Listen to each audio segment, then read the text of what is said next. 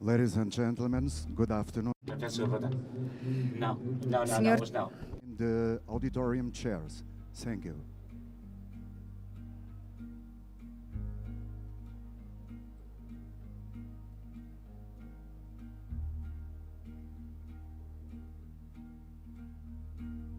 Watch the morning chase the night, followed by a misty light. Oh, you know what it's like, oh, you know what it's like, I know you do. Birds singing melodies, gazing from the tops of trees. Oh, you know what it's like, oh, you know what it's like, I know you do. Stay a little longer, just a little longer, count me out. Oh, I Minhas senhoras e meus senhores, de novo, boa tarde. Good afternoon, ladies and gentlemen. Could you please take your seats in the seats that are available in the auditorium? The auditorium chairs. Thank you. of all kinds all the time.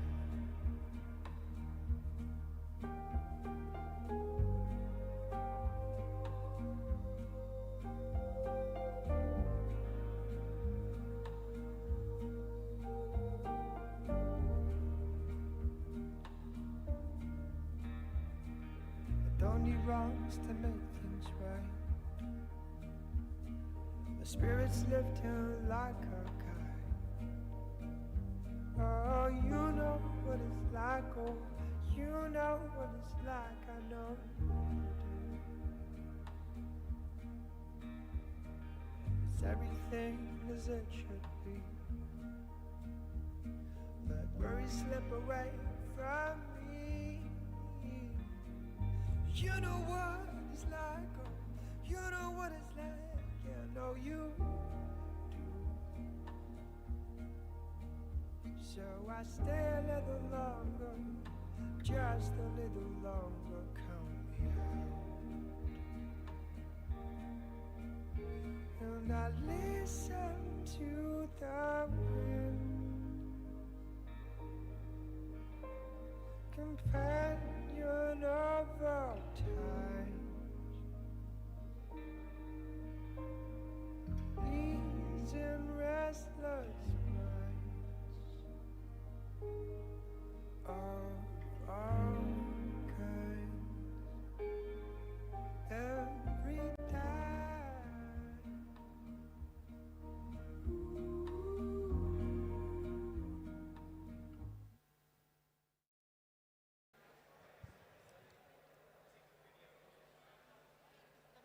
Minhas senhoras e meus Ladies and gentlemen, good afternoon. Welcome to the PES Social Summit 2023. In 2017, the summit for the fair work, the pillar of the rights for social rights was born in 2021. And the Portuguese presidency of the European Union, Portugal, welcomed the Social Summit, and that was the biggest one, which was happened at the European Union. The commitment of social commitment in Porto, which is focused in guaranteeing an agenda of recovery and modernization, economic modernization and social modernization. Today, at Social Forum in Portugal, 2023, a year away from the European elections, we are here in Matosinhos for the balance of these commitments and of their accomplishments in terms of equality, work, social protection and inclusion. Ladies and gentlemen, to start this session, I'm going to give the floor to the Mayor of Matosinhos. I would like to present. I'm going to give the floor to the Mayor of Matosinhos, Luísa Salgueiro.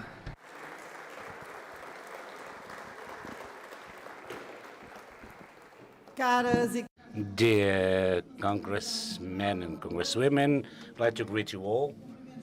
I would like to particularly greet Gabriel Leto Marques as the head of the European Socialist delegations in the European Parliament, to Stefan Löfven, dear friends, colleagues from the European Parliament, members of the government, some in the room, some still outside. It is a pleasure for Matosinhos to welcome this social summit from the European Social Party. And well, it's understandable why we chose Matosinhos and this building to host this summit. Matosinhos is a land with long traditions, strong traditions connected to the sea, to fisheries. We can see from here almost the ships that every day go out fishing and bring the best fish in the world, which is served in the 400 restaurants serving fish in Matosinhos. This is a very compromised, it's a city pretty much compromised with development, with energy transition, and this building symbolizes also this. This is the headquarters of the Center for Sea Sciences. It's a building, it's an iconic building. It's a landmark of the best architectural works, and hosts. We will have a major architect hosting an exhibition in the House of Architecture in Matosinhos, and from here, and if it weren't for these panels, you could see the chimneys of the refineries in Lessa de Palmeira, a refinery which was closed 1 year ago and brings with it a major challenge. On the one hand, this closure means a step ahead as regards decarbonization and climate transition, and brought with it also the shadow of the work posts that were lost, the social frailty of the more than 200 workers that were affected by these measures. And this is a good example of how it was possible, articulating in close articulation between the local powers, the national government and the European Commission, we were able to find a solution and be at the side of the people. Fair Transition Fund allocated a sum so that we can ensure that we move ahead in decarbonization and climate transition, and so making sure that we won't leave anyone behind. So we are led by socialists, and this makes a difference. The social leadership, the local social leadership, the national social leadership, and our humanist vision has allowed us to convey these messages to the future, we will be able to move ahead and to stick to the common commitments, resting on the sustainability of the species and the planet, and always putting into question and highlighting first of all what moves us: people, dignity, and dignity of people. That's what we are doing here in Matosinhos, together with the government and with the European Commission and the European Parliament. But I would like also to highlight another issue. As a president of the National Municipality Association, I would like to highlight the importance of this current moment when a socialist government, decided that the best level to perform structural skills should be at the municipal level. So in the current legislation, we transferred a number of competences to the municipalities, in particular social action, education, and healthcare. And from now on, there will be so municipalities will be in charge, and local parishes will be in charge of this. But this was not just a simple transfer. It was a transfer of competences that ensured the right means and resources, both financial and human and material. And the commitment that I would like to convey while mayor of Matosinhos, or as the president of the Portuguese Municipality Association, is that we will continue to do our job in a shared manner, ensuring that in this crucial moment of our common history, we want to achieve ambitious objectives as regards climate transition, as regards digital transition. So the principles that move the European Pillar of Social Rights will be there all the time in this political transition at the local level, at the national level. And this capacity of the Portuguese municipalities, it's not new. And we don't have to raise our voice whenever we have to. But I would like to, in this meeting, I would like to leave the testimony of how it was, and it is possible under the leadership of a Prime Minister like Antonio Costa and members of government present here, Ana Mendes Godinho, Ana Sofia Antunes, but also Marta Temido, Manuel Pizarro, Tiago Brandão Rodrigues, and João Costa. It was possible for us to reform public administration in Portugal, ensuring not only the same rights, but more rights, a stronger state, more dignity for people, and more respect for local autonomy. This is undoubtedly a socialist mark we should be proud of. We should value, and I humbly would like to represent. So it is therefore an honor and a privilege, while host in Matosinhos, while socialist mayor, it's a pleasure to be here with you, where we will discuss what moves us so that the world can move ahead with the socialist vision and sustained in the values of human democratic values. And this will be a very good stage. This is the message I would like to convey. I would like to invite you to enjoy Matosinhos aside from this building. Do not miss the opportunity to enjoy our gastronomy, our landscape. Welcome to Matosinhos. Long live the European Social Party.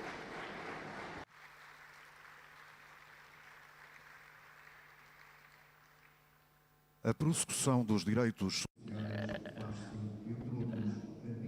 Human rights take place, and defense of human rights take place at municipal level. It's also strongly influenced by the work developed at community level, in particular by the efforts undertaken by the members of the European Parliament. Ladies and gentlemen, I would like to call to the stage the president of a Portuguese delegation in the European Parliament. Listen.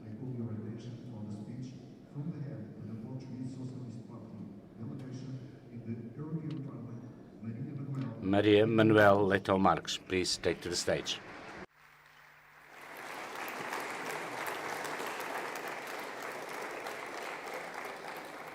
Caros amigos, companheiros, camaradas. Dear ladies and gentlemen, comrades, colleagues, Mr. Commissary, all the members of the government here, Madam President, our Mayor of Matosinhos, thank you so much. I would like to start by remind that the two crises that went through our crisis since 2020 were a big challenge from a social perspective.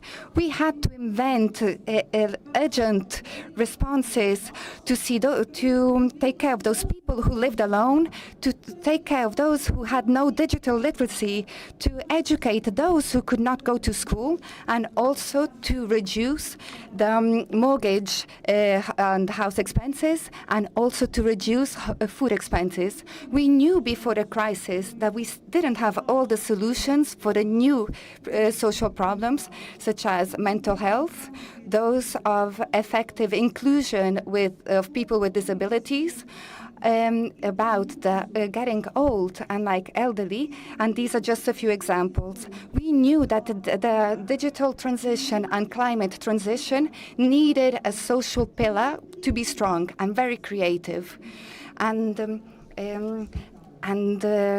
these 12 million people were lost because of automation, and this is the prediction until 2040. We also knew that we needed to innovate in social domain with more implications, with more commitment for training from companies, new ideas to solve social problems, and this is what we did in Portugal with the initiative Portugal is Social Innovation, which is now a European reference, and it has been renewed until 2030 by the government.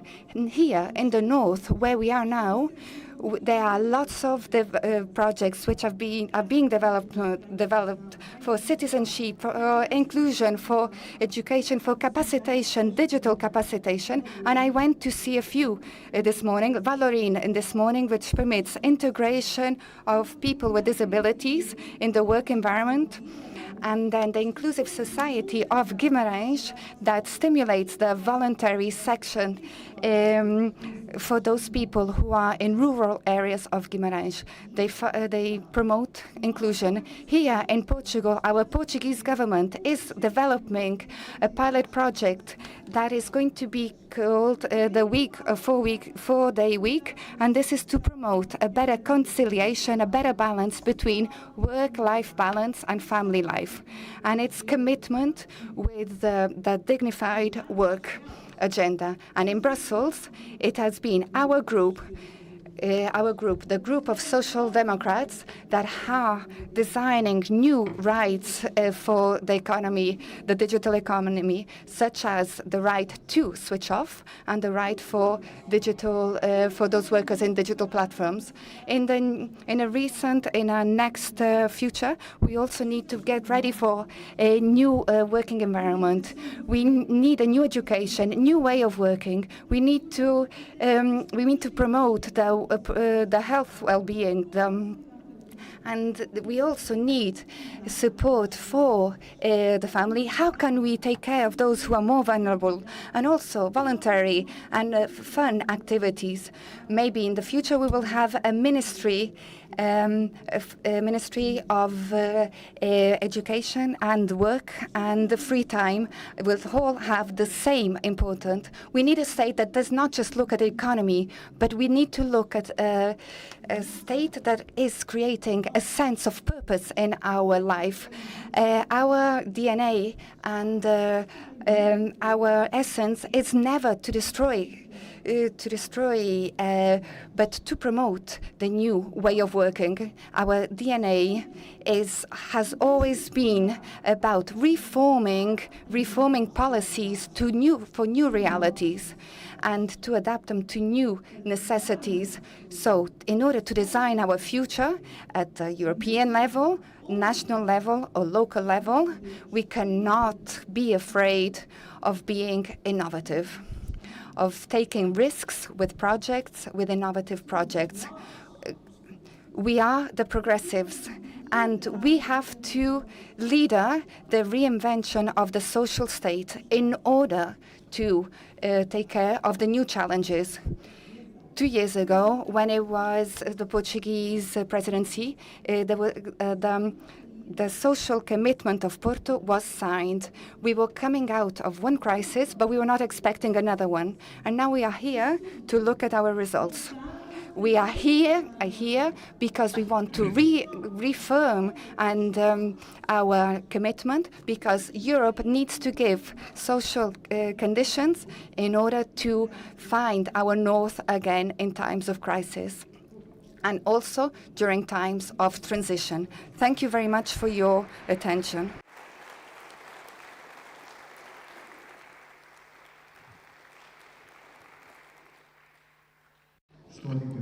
Historically, trade unions have always been in the forefront of social conquests, economic and labor conquests. Ladies and gentlemen, your attention to the message by the General Secretary of the European Confederation of Trade Unions. This is a video message by the Secretary General of the European Trade Union Confederation, Esther Lynch. Congress. We're here discussing together for a fair deal. Key to that will be the European Pillar of Social Rights. We need to make sure that no matter what rules are established at the end of the year for fiscal rules, that the achievement of the rights in the European Pillar of Social Rights is not put at risk, but instead it acts as a shield to protect the most vulnerable. We also need investments for a just transition. To make sure that no worker is left behind, this needs to guarantee opportunities, including training. But there can be no blank cheques. Instead, we need to make sure that whenever we're giving funding, public procurement or whatever, that this comes with a price tag, and that price tag is quality jobs and a collective agreement. Friends, I'll see you soon, and thank you for giving me this opportunity from our Congress.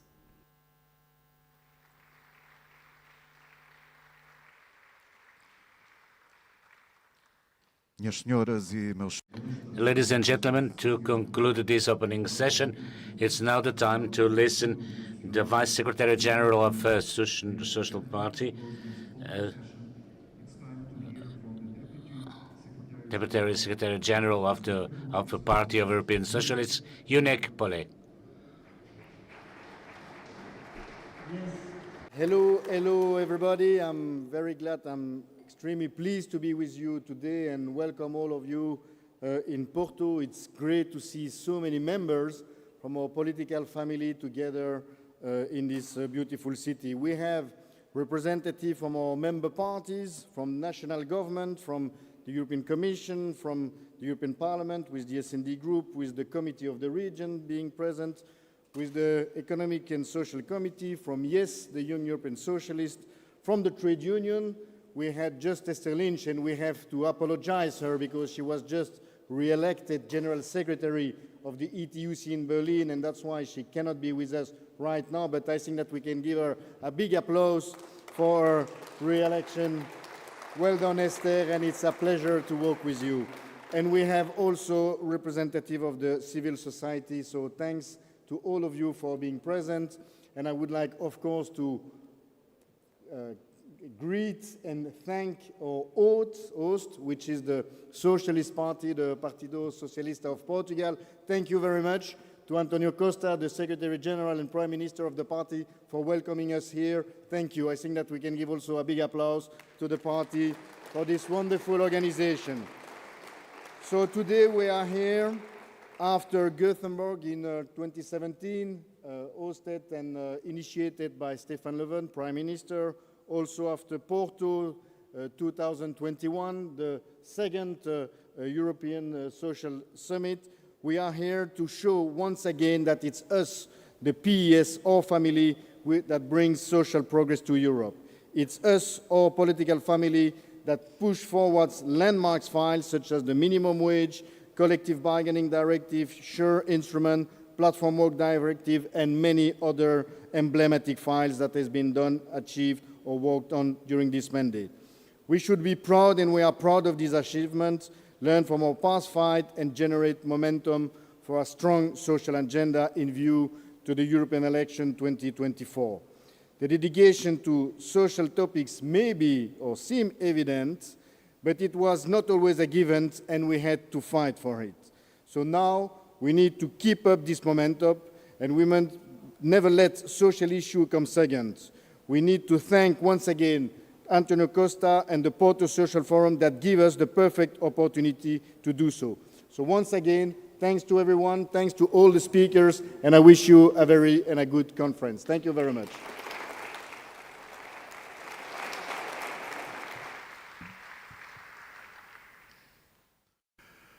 Uma Europa social forte implica trabalho contínuo. Strong social Europe requires ongoing work.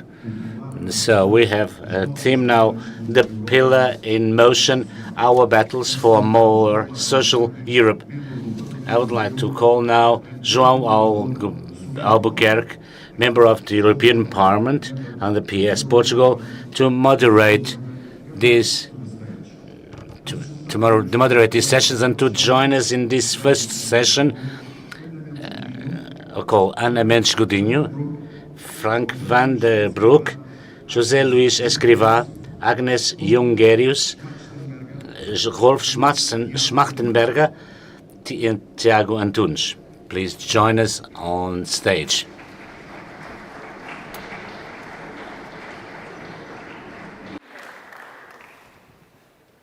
Yeah? Yeah. I think I run the stage.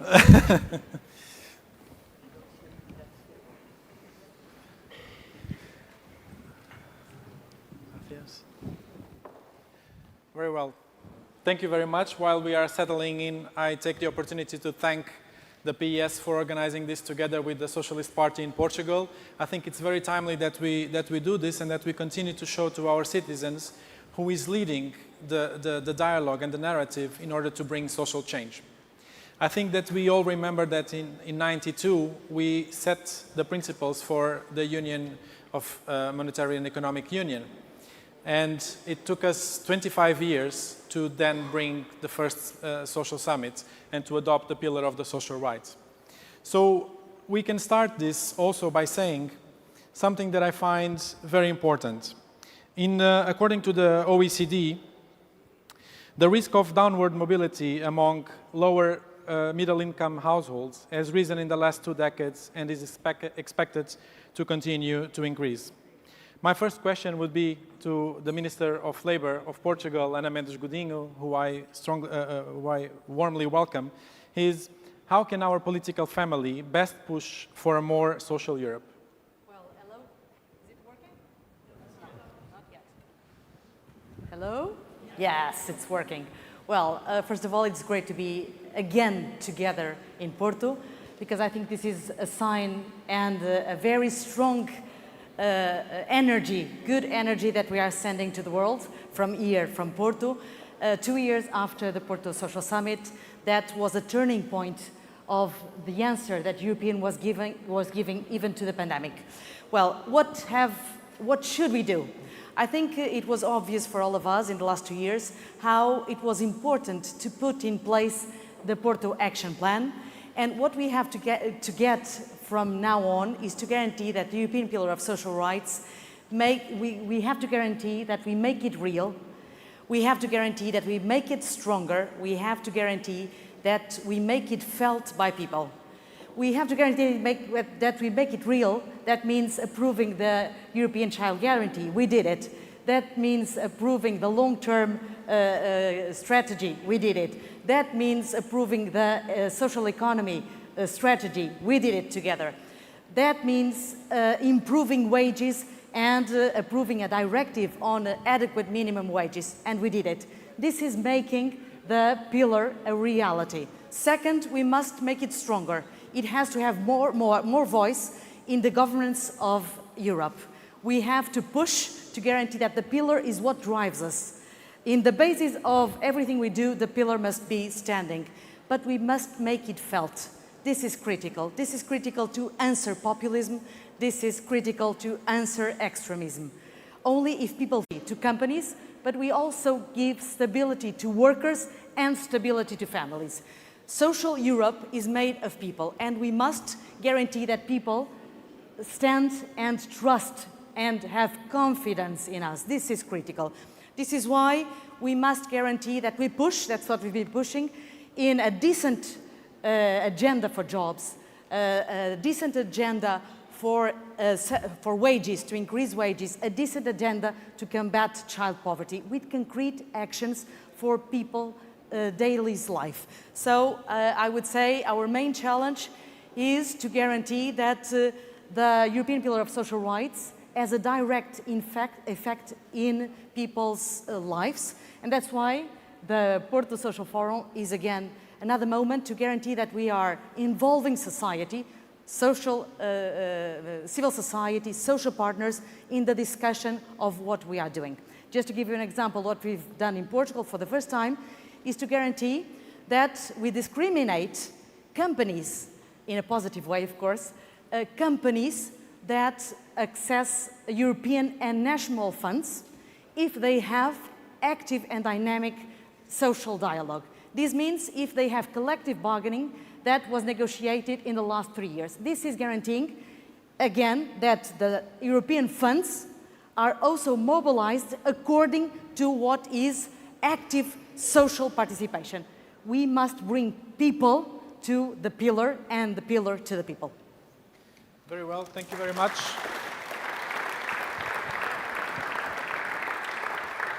We have a very strong panel of policymakers that are very much into action when it comes to put together the pillar. We have Frank van den Broek, who is Deputy Prime Minister and with the portfolios for social affairs and health. And Frank, Belgium and Spain have proposed to better monitor social developments in member states in order to assure they are visible in the semester. How can this change the policies put forward in the European semester? Yes, thank you. Thank you for the invitation. Dear friends, I would like to follow up immediately on what Anna said. I think for us socialists, the challenge is to turn these 20 very beautiful principles of the pillar into tangible reality. And a lot has been done, but there is still more to do. And when the pillar was launched, we were saying that the European Union has to mobilize everything it has at its disposal to turn the pillar into reality. It's indeed about funding. It's about legislation. It's about creating new actors like the European Labour Authority that has been created, which should be reinforced. But it's also about linking the economic and fiscal policies of the Union to those principles of the pillar. And that's what I indeed would like to talk about for 2 or 3 minutes. We must really, at this very moment, entrench the pillar's principles into the new economic governance framework. How can we do that? We've indeed been working on this with our Spanish friends, and we are pushing through, I think, an important innovation, which we now call the social convergence framework. Why social convergence? Because basically, the pillar of social rights is all about upward social convergence across the Union, within the member states and between the member states. How can we do that? The social convergence framework not only sharpens the analysis of social problems and social challenges at the level of the committees that work on this, like the Social Protection Committee, the Employment Committee, it not only will give more visibility to social objectives in the European semester, but moreover it will enhance the focus of the economic and fiscal policies and the budgetary surveillance on this fundamental objective of upward social convergence by bringing in a framework that will signal problems, signal challenges, focus on specific problems in specific countries, and thus have impact not only on the country-specific recommendations, but on the whole setup of the European semester. That is the challenge. And the time is really now, because this economic governance is under review. And I should say, I feel uneasy by the debate that is going, because there is a real risk that our economic framework will turn again to a rather one-sided and narrow-minded focus simply on fiscal consolidation. Whilst we know that by investing in a strong public sector, by investing in intelligent social policies, you also create productive potential. I'm very pleased to say that on the 12th of May, a report on this new social convergence framework proposal, a report on this proposal has been accepted by the Social Protection Committee and the Employment Committee. That's an important step forward. A number of key principles have been accepted. And the next step, ideally, and I really would like to mobilize you all, the next step should be in June at the EPSCO Council. We hope that there might be there a political endorsement for this new proposal. Why do we hope that? Because time is really putting pressure on us. The new economic governance will be there in 2024, and this framework that focuses on convergence, on social convergence, must be at work. So I'm pleased that we have made that first step. We are working also with the Spanish colleagues on other related ideas on how can we bring in social investment and investment at large into the thinking on economic and fiscal policies. But this important step forward, which has been achieved the 12th of May in those committees, now needs a political endorsement in the next EPSCO Council so that we can really implement it. Thank you very much, Frank. Our next speaker is José Luis Escrivá, the Minister for Inclusion, Social Protection and Migration. My first remark is to wish you good luck for Sunday. Not only good luck, but the recognition of the good work that the government has been doing. We are all hoping for a good result. We have elections on Sunday. José Luis, one of the most important outcomes of our battle for a more social Europe is this European pillar of social rights that we have been talking about. What are your vision and priorities for the implementation of the pillar? Okay. First of all, thank you very much for the invitation. I think this is a great initiative of the for the PES and also from the Portuguese Social Party. Very much pleased to be here, of course. And I think I'm going to follow up on what my colleagues have just said, because there is, I think we have, as it was said, a convergence of initiative, of views. Certainly, we need to upgrade the social dimension in the European semester and in the European economic institutional framework. We very much support the initiative, and we continue working in the next few months on the convergence, social convergence mechanism. Now I think it's very well designed, and I also have very good expectation about that. In our presidency, we also want to work also with follow up with the support of the Belgian presidencies, know that afterwards, on the fiscal framework, which now is designed on giving a higher status to social investment in the budgetary process. I think that this is a major aspiration, but I think there's a lot of work to be done, but it's also something that will put the social dimension very much in the economic framework at the European level. Second initiative I think is very important is that we need to, it might be seen now more aspirational, but on the fight against poverty, very much over the medium term we should strive for, as we already achieved on the minimum wage, minimum income scheme directive. Now we have recommendations, but if we continue working in this direction, at a certain point in time, we should aspire to have also a European framework in legislation, enacted in legislation. I think this is very important, and this would allow us to, as a major instrument, to fight against poverty in a more decisive manner, or child poverty, as Anna mentioned. And finally, I think if I have to pick up something else, which is more conjectural at the present stage, on the 20 social pillars, what we have seen with this bout of inflation following the war in Ukraine is that the burden has very unequally distributed between workers and firms.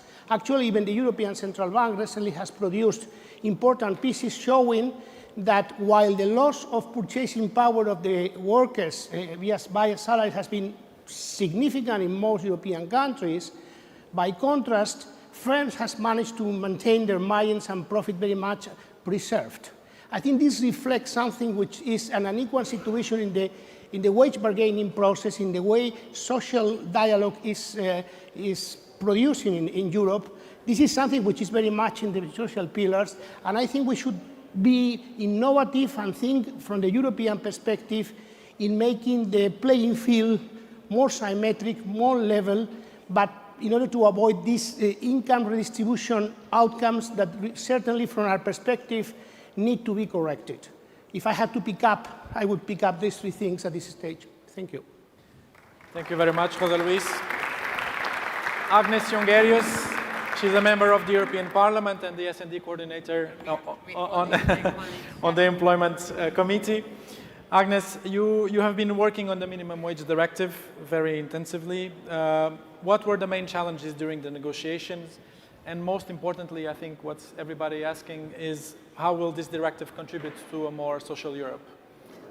I think what was most challenging was that, of course, let's say employers in Europe are a little bit used to the fact that they just want to say no. So there was a proposal and they just wanted to say no. Of course, handling this file, you start talking to them. But if people just say, we don't want this, I also warned them for that. If you just say no, then we are going to consult the other social partner on how to deal with this file. And then the interest of the employers are not taken on board. I think the main challenge, to be honest, is delivered by Nicolas Schmid. Because before starting to work on this directive, he had to have the fight in the European Commission, where also not everyone was a fan of this proposal. Member states who are thinking, why do we have this proposal? So to keep his turf and saying this is what is important for people, I think here Nicolas Schmid, our Commissioner for Social Affairs, really deserves a big round of applause.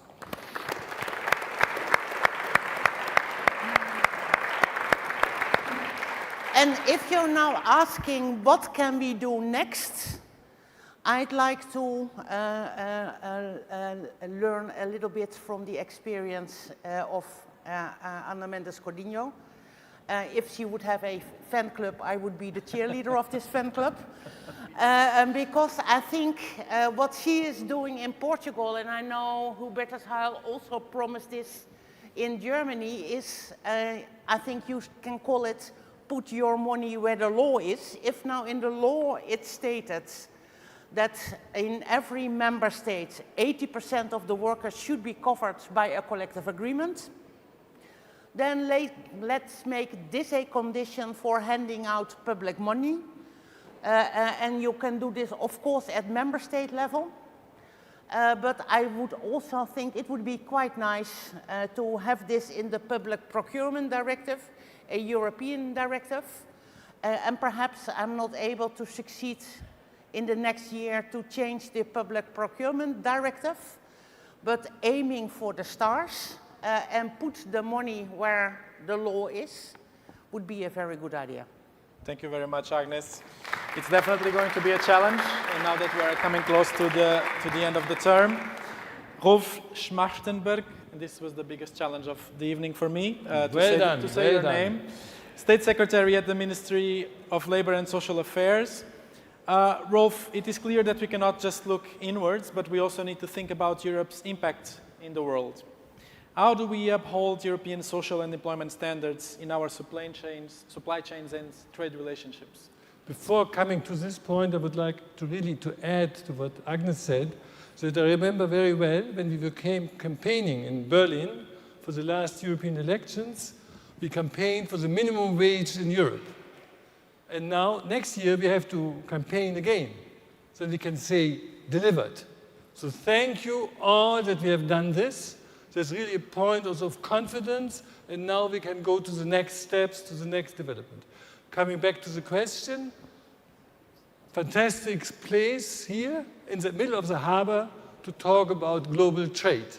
So the universal protection of human rights and decent work worldwide are key concerns for us and should be guiding principles for our supply chains and trade relationships. Concerning supply chains, we have to work on the national level, on the European level, and on the international, the ILO level, the UN level.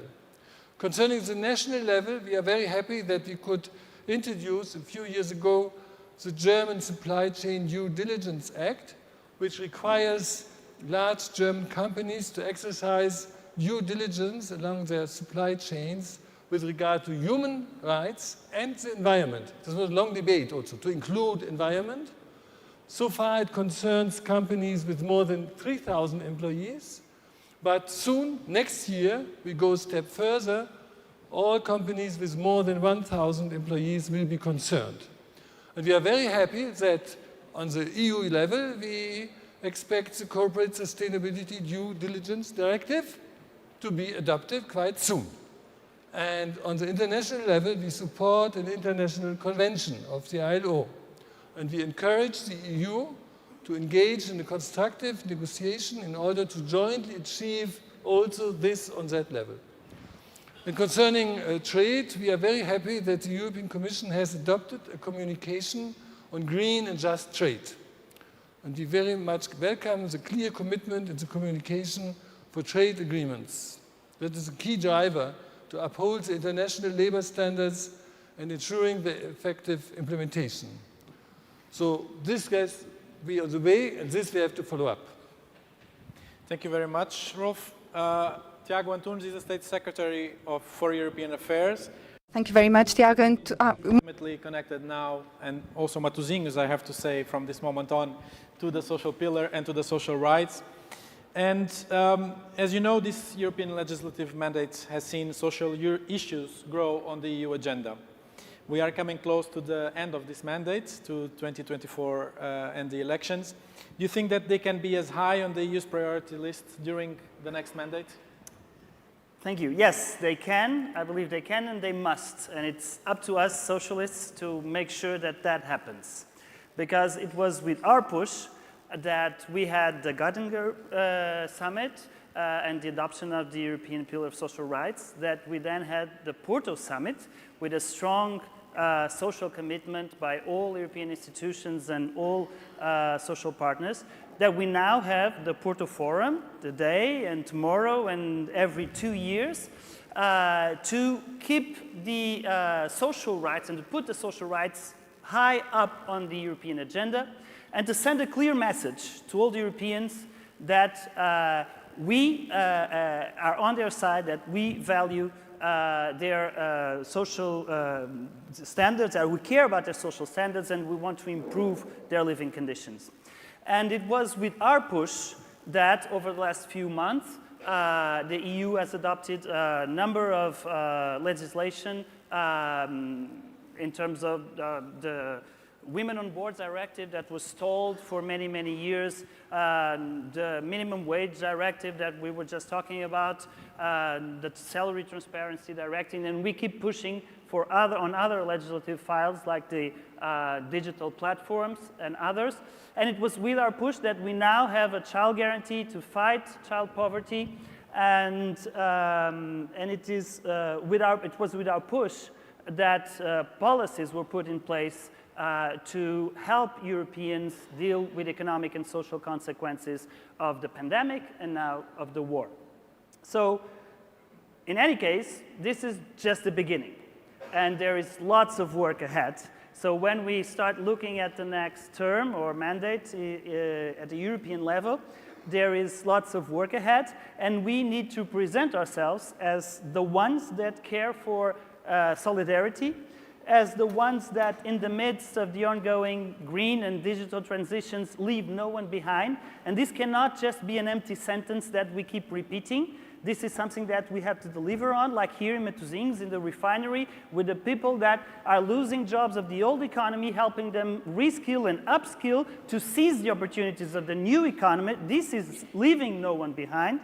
We need to present ourselves as the ones that promote effective upward social convergence, the ones that are, for instance, facing the challenges of artificial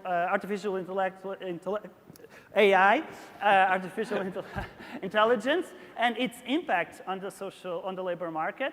We need to present ourselves as the ones that provide concrete answers to young people now starting their working lives and telling them that they are not doomed to precariousness, that they are entitled to have decent working conditions, they are entitled to good salaries, they are entitled to affordable housing and to affordable childcare. So this is the message that we have to convey, because this is our DNA. Because the European Union and its policies, they are about the citizens, about responding to the citizens' needs, about protecting them from hardship and enhancing their living conditions. So all of this has to be quite high in our political manifesto for the next European elections. Thank you very much, Tiago. We are running very much late, so this time I'm going from right to left, not ideologically, but how I hope the Parliament goes after 2024. And on this, Agnes will be a little bit more on an advantage side, because I will only give you 1.5 minutes, and in the Parliament, 1.5 minutes is already a luxury. But I will start with Tiago on the second round, so we will have to make it brief due to time constraints. Some policymakers believe that social affairs should only be addressed at national level. What do you think is the best argument for a common European response to these social problems? Okay, I'll be very brief. I'll try. So we know that social policy is primarily, nowadays, as we stand, primarily competence of the member states. There are some shared competencies, but even there is this principle of subsidiarity, etc. All of this is the legal answer, the state of play. But from a political standpoint, obviously, Europe has to respond to the needs of the citizens, as I was saying. That's what happened during the pandemic. Even though EU competencies regarding health were not that big, there was a need to move forward collectively in the spirit of solidarity with this joint acquisition of vaccines. And now with the war, we are seeing also areas in which the European Union was not supposed to act, but it has to be there. It cannot it cannot not see what the needs of the citizens are. And this is also what the citizens have asked during the Conference on the Future of Europe, a more social Europe and more social responses at the European level. And there are challenges like the transitions, the twin transitions that I was mentioning, that cannot be answered just at the national level. And there are topics like brain drain that clearly need to be addressed at the European level. So yes, a lot is up to the member states, but there is much that can and should be done, and that the citizens expect that will be done and delivered at European level. And this is also key if we want to fight populism and nationalistic views, to provide real European answers to the needs of the citizens. Thank you. Rolf, I will follow up on what Tiago was just saying about the twin transition and how we know that it's changing the way we work and the work we know. Where do you see potential for good quality jobs to be created in this twin process, and how we can foster this? Actually, we have a huge demand of jobs. So at the same time, we know that we are losing jobs. The mayor of the city was mentioning here the effects. So there will be a big structural change, but basically, we have to rebuild our whole infrastructure, and we are in need of a lot of very qualified people in very many fields. And this is a huge task, and I think we have to use the whole orchestra of active labor market policy we know. Maybe we have to even develop it further. And doing this, I think we have to strengthen democracy at work, because it's also about the acceptance of this change process. A democracy of work can help also in the co-management of this process and to find good solutions. We have to strengthen bargaining power. Very good that we have the minimum directive with this 80% goal, so that we include this. And it's very important, and I'm very happy that the Commission people are working on this, that now when we are spending money for certain programs, we have always to put conditions on this. This is very important now for me also with the Green Deal. Here we should not fall back behind Joe Biden, who in the IRA had clear-cut conditions, and we have to work that we don't lose this momentum in Europe. So in all our fields we have to implement those conditions, and I'm very happy that with respect to the fiscal policy, now also European social pillars come into the picture. That's a great good news, but this has to be really still implemented. Thank you very much for this. Agnes, you co-authored very recently a report from the Parliament side on a roadmap for Porto. This is exactly what we are not here to celebrate, but to know how to implement and how to continue the pressure for this to be implemented. Where do you think that the main challenges are at the moment? I think one of the challenges is indeed to keep the momentum. So that's why I think it's very important that we are back in Porto talking about the European pillar and how to implement it. If I am allowed to put our wish list on the table, it is indeed the 80% as a condition for handing out public money. It is about indeed fighting child poverty. More needs to be done. More needs to be done there. But I think I'd also like to have attention for the last of the 20 pillars, and that 20 pillar is about essential services for people. We know, of course, that during the crisis because of the war, people had to choose between shall I heat my house or have I enough money to feed my children, heating and eating. And I think this will be the case next year too. But you can also see with the climate change that perhaps in a few years' time a shortage of drinking water will be one of the issues. And I think next to the Public Procurement Directive, next to the social conditionalities, shall we also look into the Directive for the Services of General Economic Interest, because we really need affordable, accessible, essential services for everyone. I couldn't agree more. José Luis, Spain is taking over the presidency of the Council of the European Union in the next semester. What are the main issues that you want to address during this 6 months of the Spanish presidency? Given the color of our government, certainly we have a very ambitious social agenda for our presidency. Let me single out three elements very briefly. We socialists are the major supporters of European integration, of the European project. So in our presidency, we are going to push very much for 3 directives that goes in these directions, in moving more strongly in the direction of the single labor market. One is the directive for the coordination of the social security systems for cross-border workers. The other one is the directive for the single permit, and the other one is the directive for the long-term residency permit. I think that moving in this direction, we really are creating better conditions for a single labor market, something which is actually very badly needed for the support of the single currency. The second is, of course, making progress on the social protection agenda, and I would like to single out one project which we have witnessed during the pandemic, how weak is the protection of self-employers. Within the self-employers, we have people with low income, with irregular careers, so we really need to enhance how we protect from our public policies self-employers and extend to them more rights. And finally, we are very much a feminist government, so we have a very strong agenda on supporting women's rights, and there will be a number of initiatives. For instance, in our case, we have made major steps taken in order to reduce gender gap in pensions, for instance, but also in wages, also in representation. So there are so many initiatives in this direction. Thank you very much, Jose Luis.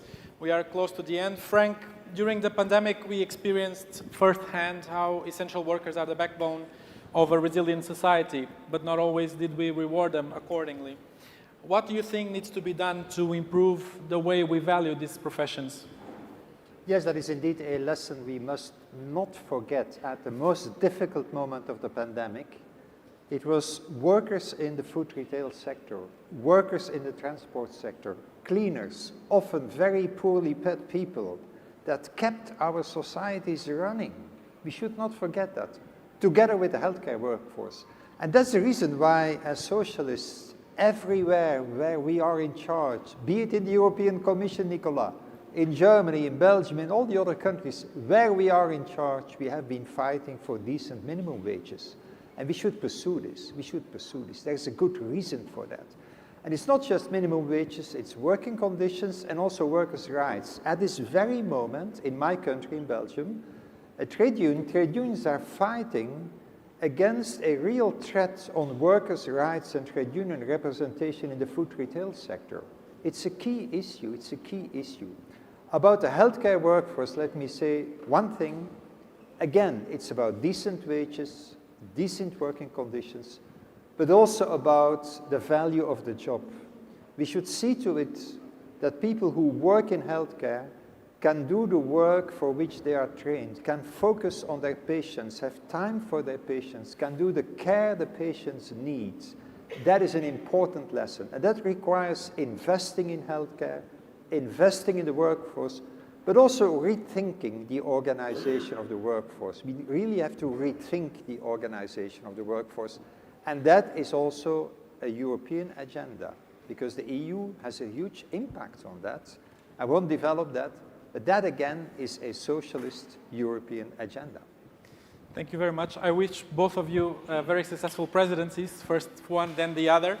And Anna, of course, everybody looked at this a bit of a surprise of the social forum in Porto, but it happened 2 years ago, so we know what was the past, what is the track record we have. But how do you see the importance of Porto in projecting the future of social rights in Europe for the future? Well, I think it's obvious for everyone that the Porto Social Summit was a reboot in the way we looked at how we answer crisis. And I think people believed and put lots of expectations in all of us, in the socialist governments, how we tackle, how we answer people. And this is a big, big challenge for all of us, because we must match the expectations of people in a new world, with a welfare state that has to be different from the previous welfare state. The traditional welfare state does not answer the expectations of people. This is why, and I think we all believe this, we must stick together. The socialists must stick together in the model we defend, in a Europe of free movement of talent, free movement of diversity, but for that, we must stick together in common values. Common values of fair deals, common values of decent work agenda, common values of combating child poverty, like we did it with the pillar. But the pillar, again, must be felt by people. With the child guarantee we approved, this is critical. This is what can change us all, because it can help us cut the cycles of poverty in childhood, but at the same time, we must guarantee inclusion for migrants, but at the same time, we must give young people the belief and the trust that we are building a Europe also for young people. That's why for us, I have to say, we created this free children garden, sorry, the name. And this is so critical because we have to address not only the traditional publics that are under exclusion, but to guarantee that we give the confidence that people are expecting for us. People expect a lot from us. We cannot fail. And that's why I think the Porto Social Forum, again, will be the place to hear people, to listen to people, and to send a strong message to the European model that is based, of course, in people, but a strong message also, I think, to socialists. And we read the signs. We must read the signs, and we must be able to answer people's expectations on us, guaranteeing that Europe is of real people. That's why we are here. Thank you very much, Anna. We conclude our panel. We were speaking the whole day about who are the champions for social rights. I think we have a great panel of champions for social rights with whom we count on the future to continue this battle, which is very much our own as socialists. Thank you very much.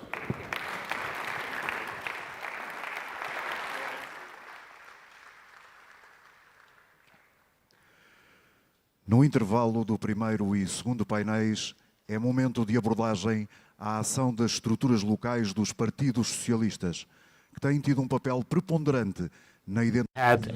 We're going to focus on the local role of socialist structures who have had a major role. Ladies and gentlemen, we now call to the stage the president of the Porto district socialist regional leader, Eduardo Vitor Rodrigues.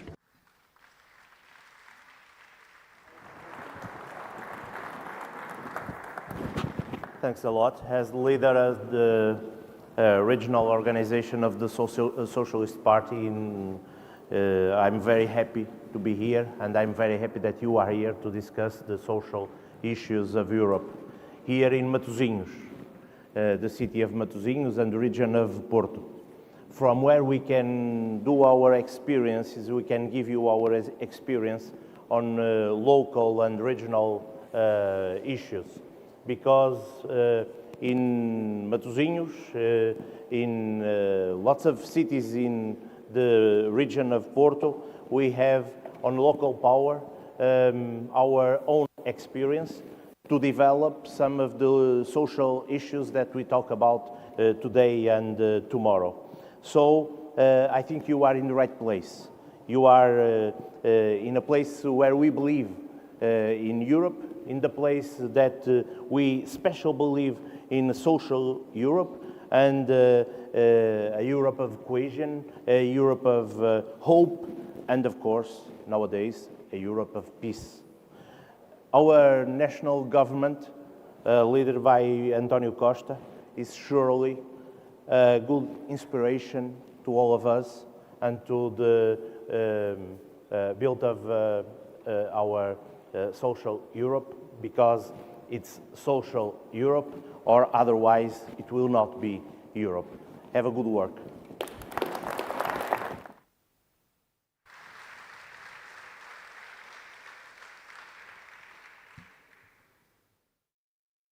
Os socialistas têm pautado a sua. The socialists have reinforced the national topics of implementing an essential infrastructure and in a balance between growth and sustainability. So we are now going to focus on the topic of the pillar in action, improving welfare state in Europe. So I would like to call to the stage the moderator, Isabel Carvalhais.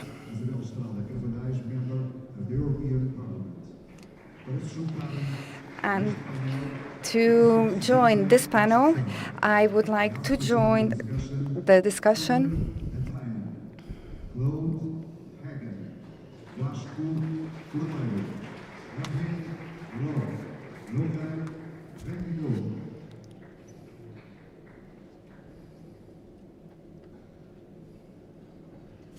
Thank you so much. Please do join me.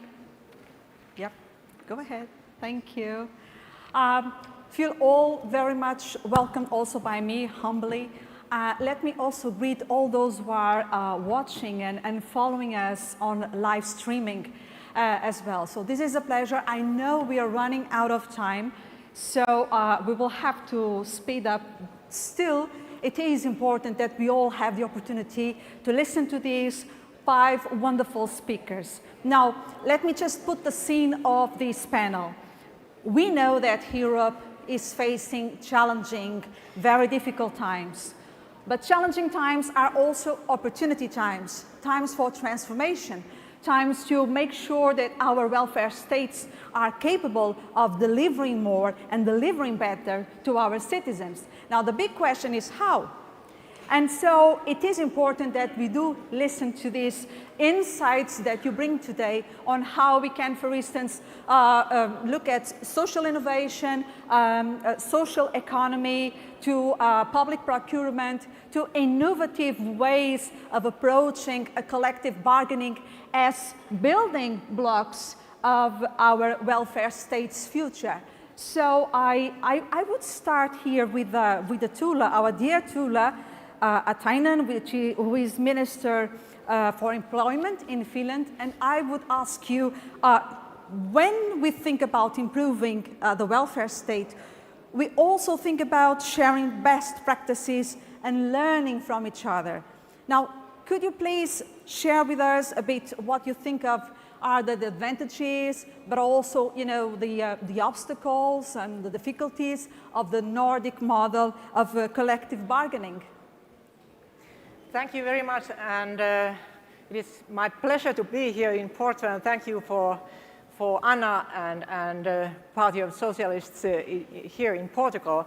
The key points in Finland, in Sanna Marin's government during these 4 years have been to support the Finnish contract society, also tripartite cooperation, and also strengthening the atmosphere of trust. And I would like to underline this. This is the most important issue, and it is important that it exists in labor market also. In Finland, employers and employees organizations enter into collective agreements that specify terms and conditions in working life and employment. And in Finland, the generally binding collective agreements have promoted more equal income distribution among people. Also reforms in working life, in particular concerning labor law, employment policy, and health and safety at work. Those are also prepared in consultation with social partners, and it has functioned well. I have worked both also, now I'm Minister for Employment so far, we had just elections, but I have been also working as a Minister of Social Affairs and Health, and I have witnessed also the fruits of tripartite cooperation. So I think that a balanced tripartite cooperation enables the society's stability and also predictability in market as such, and also in labor market and society. For example, tripartite cooperation has historically resulted in large-scale pension reforms, and we have been able to do huge reforms in pensions smoothly and without bigger problems in the political process.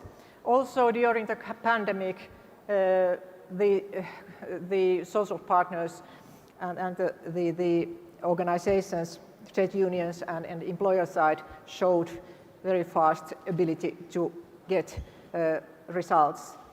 So I myself find the sense of trust crucial, and I've been active to make it possible and to continue. So to boost tripartite cooperation and strengthen the trust, I started a project called A Direction for Finland last fall, and the social partners had chance to formulate their shared messages to the new government.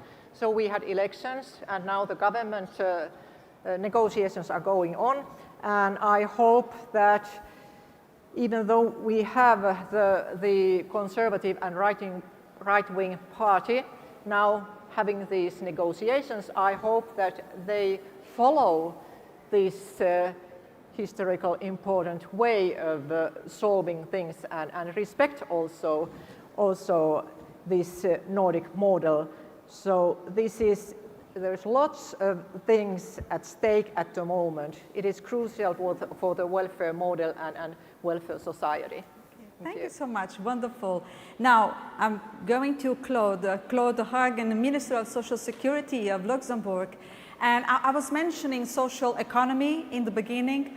And we know, and you obviously know much better than me, that social economy can really make a difference in complementing welfare states. So how can we better support social economy for a fairer Europe?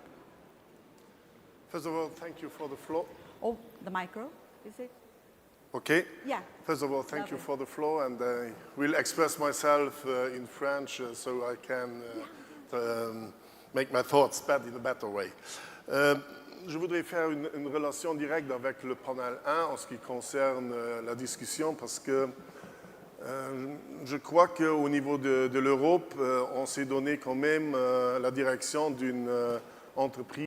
As we have to have a social undertaking.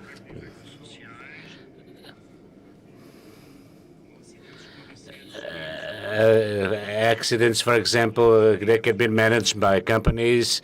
And we in Luxembourg, I mentioned this to Nicholas Schmick, we have a society with a social impact, with the objective of pursuing this path. And we may say today that 2% of the GDP in Luxembourg is done by companies with a social impact. This means that there is a representation of 4% of the national employment, and this social impact company has proved its success, and we will follow this path and this initiative so that we will have a social economy in our country, and we should also reinforce companies so that they will be more engaged in the social economy and in social growth, so we can move on in a favorable manner, in a positive manner, in this field with the legal framework, positive legal framework, in terms of labor, but also in fiscal terms, and also with the support of the state, so that we may maintain this social impact system. We have also a direct relationship with entrepreneurs and young entrepreneurs in particular. And with these young entrepreneurs, if they invest with the support of the government in companies of social impact, then we may say that these entrepreneurs, they will convey these means of acting, this care, to the next entrepreneurs, and this will become a tradition that was that's implemented in the creation of companies. We have also created in Luxembourg. We are also an incubator to frame these companies that have chosen to follow this line. So I believe there is a direct relationship between what we have there and what we are talking here now. Thank you very much, Claude. Eu vou fazer a pergunta em inglês, enfim. I will ask the question in English, if you don't mind.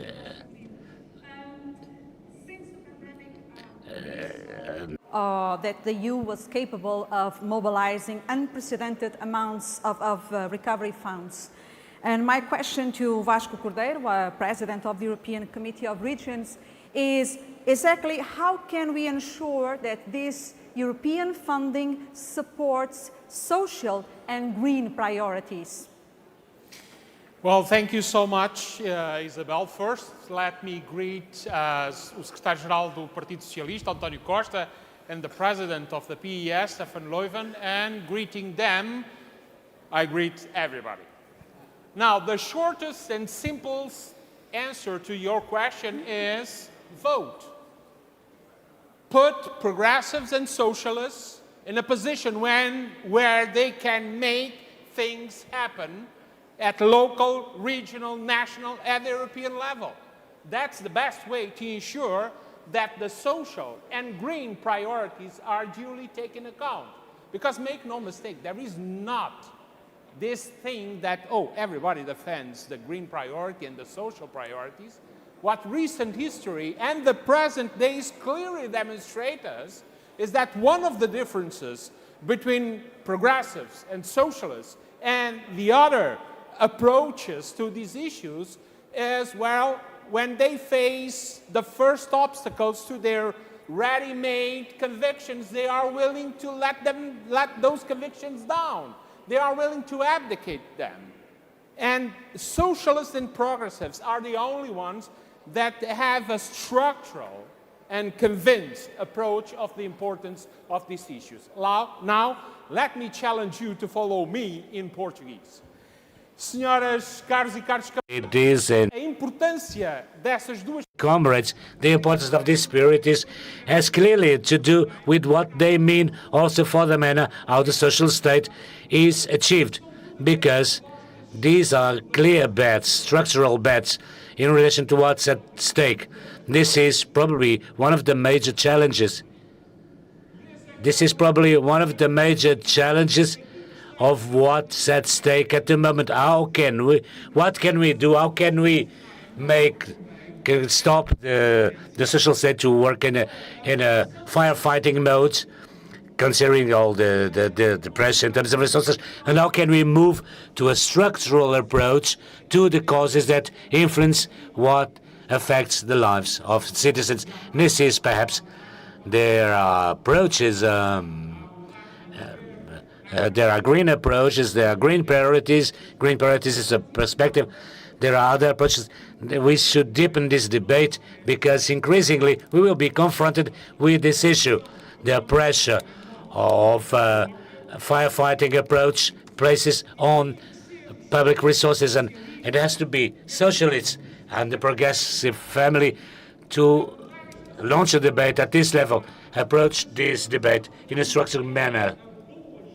This is good management of human resources, is good management of public funds, of the money governments have available. And we should not allow the right wing to steal this priority, because this is a clear priority of the progressive and the socialists. I'm sure, Claude, that you would co-sign everything he said. And I'm sure that here we all agree with what Vasco said just right now. Now, moving to Evelyn. Evelyn is our Vice President of the Young European Socialists. So my question to you, Evelyn, would be, what challenges do you see for young people in particular at this moment? I mean, for instance, which employment and social policies are really needed to uplift and support them, in your point of view? Thank you. Well, yes, first of all, young people have been hit especially hard by the pandemic and the following crisis, because most of them were in these temporary jobs with not steady contracts, and they soon lost their jobs and they didn't really benefit from social security coverage. This has a huge impact on their current financial situation, but also their mental health. Last year, 2022, was the European Year of Youth, a year to make progress on the post-pandemic economic employment and social recovery of European young people. Because there are still big differences for young people in European member states. So member states really have high youth unemployment, for example, and that is unused potential. If you want to make sure that young people participate in the labor market, that they participate in society, we need to give them the tools and the opportunity to do so.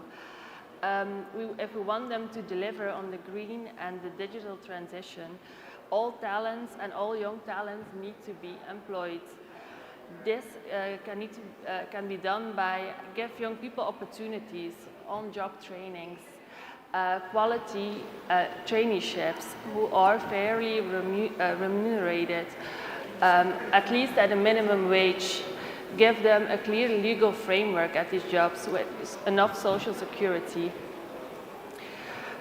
An important tool are the youth guarantee schemes, the now reinforced youth guarantee schemes that we can use to implement. There we can set this legal framework with clear and binding quality standards for work and quality traineeships.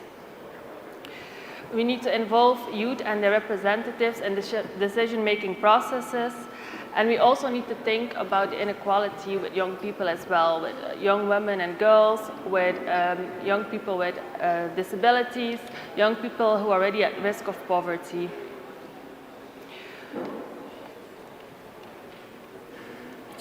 So only through quality jobs, decent wages, and banning unpaid traineeships, we can guarantee their effective and sustainable labor market integration and reduction of youth unemployment.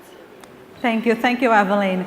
I'm sure, well, you must be a bit nervous, I think, but youth is strong and powerful, so don't be afraid to put out your voice. And now we move to Laurent Canguilhomme, President of the French Association Zéro Chômeur de Longue Durée. If I say something like innovative bottom-up approaches are needed if we want to build a better welfare state, I'm sure you will agree. And what I would like to ask you is if you could share a bit of this experience about the zero unemployment zones and how they can combat long-term unemployment in Europe. Okay. My English is not fluent, so I will speak in French, and you will have an excellent translation. J'ai été député socialiste, donc c'est un grand plaisir que d'avoir répondu à l'invitation de Yonek. Et depuis 7 ans,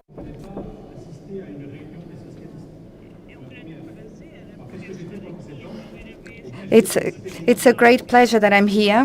I am very happy to be here because socialism was born from the right to be for everybody to have a dignified work. I'm not going to defend it in the assemblies, but we chose to try in French, in following a law that was done with some associations. This association of territories of zero unemployment of long duration.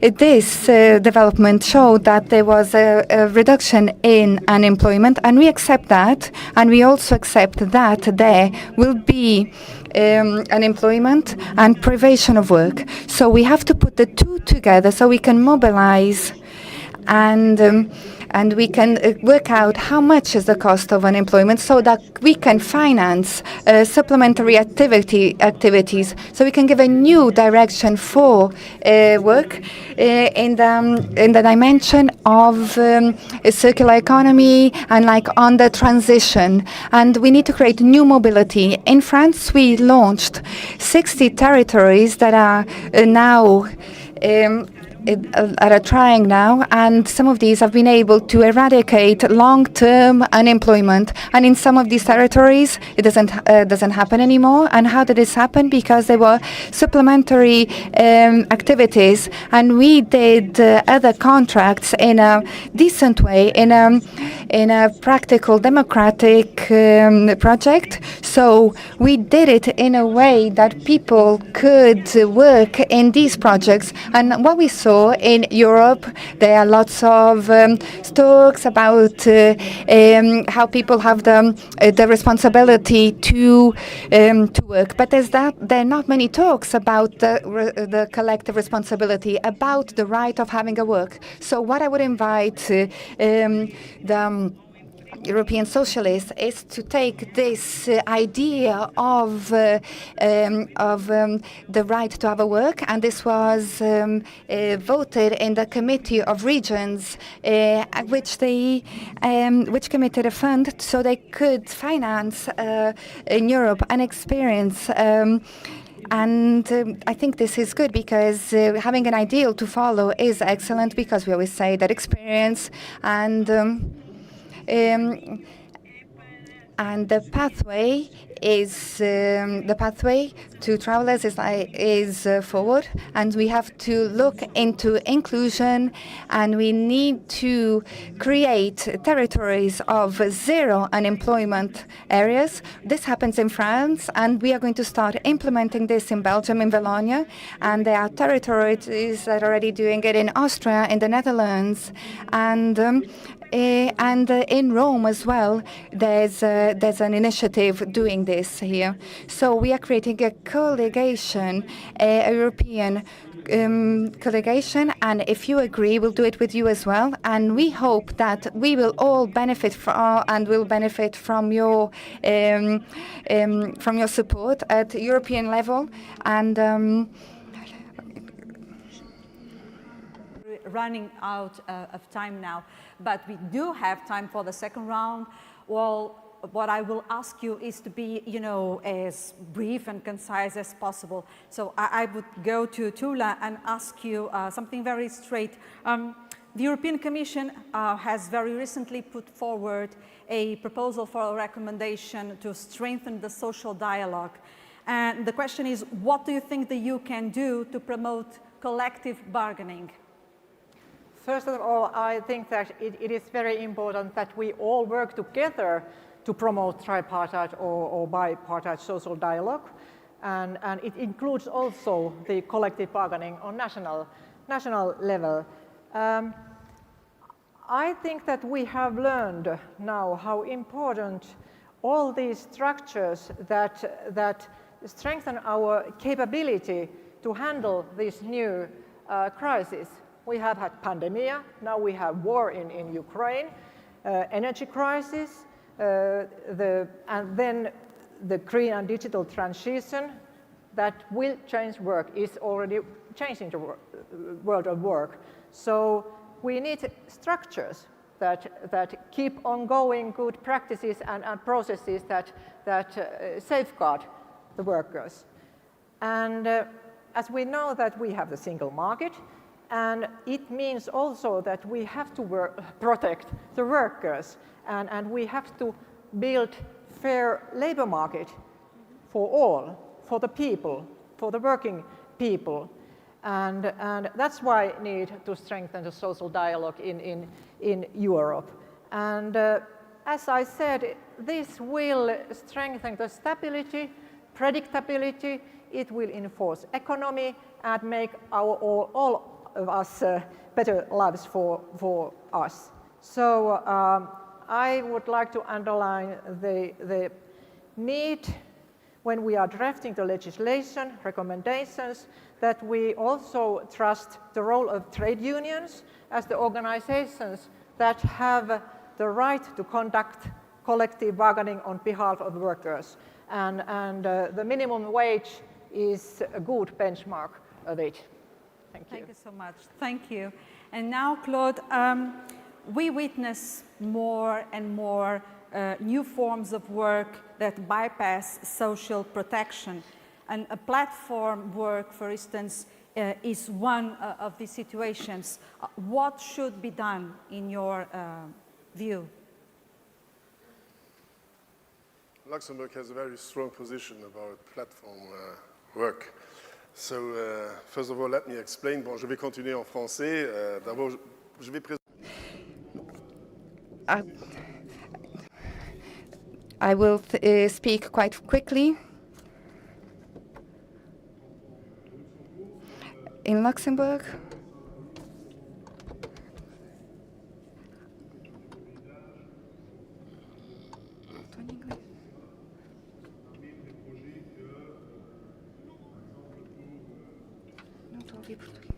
personnes sans abri ou des personnes sans domicile fixe,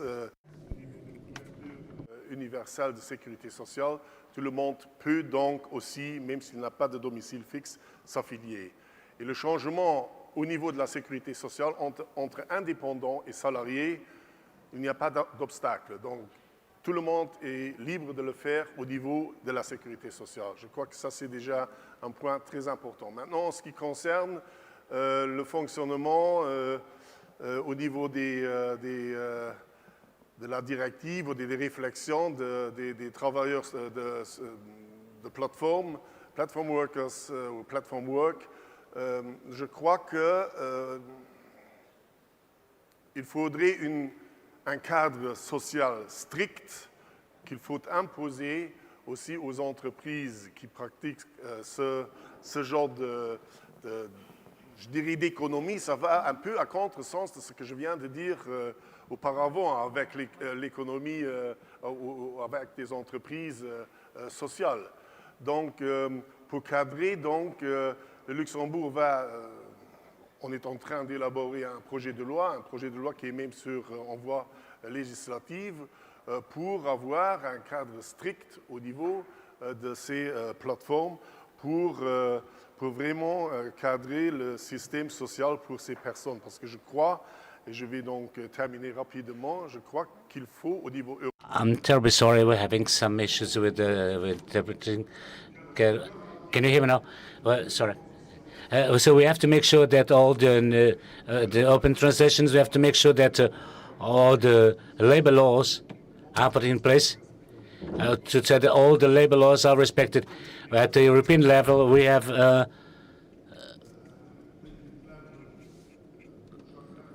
sorry, the sound suddenly disappears. Now I have absolutely no sound, and no sound from the floor.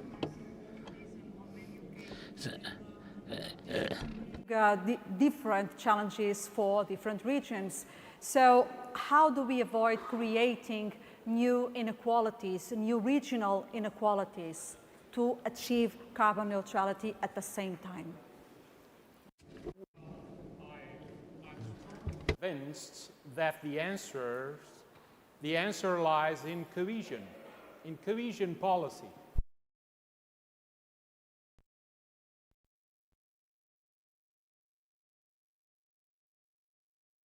To the new challenges, and some of them are these ones, but a renewed, updated, better cohesion policy that can address those issues too.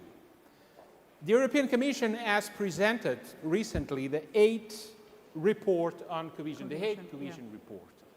And there are some interesting things that we can learn from that report. First, the disparities are becoming more complex. It's not only a question between north, south, east, west, no. You have, within the same territory, you have communities that are diverging. So it's becoming more complex. Second issue, the report points out something that I think it's very, very interesting. It's the development trap. And you can notice that in some regions, what is happening right now. They have somehow stagnated. They cannot maintain the same level of growth, of development that they had in the recent past. Yeah. Why do I think that Europe has more and higher responsibilities addressing the disparities that can result from those policies?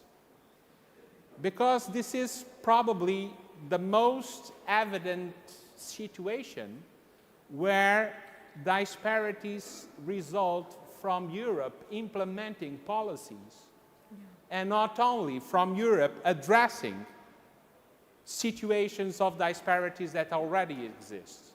So it's more important and politically more dangerous, if I may say so, that Europe lives up to this task to address and solve the disparities that its own policies, the implementation of its own policies can create.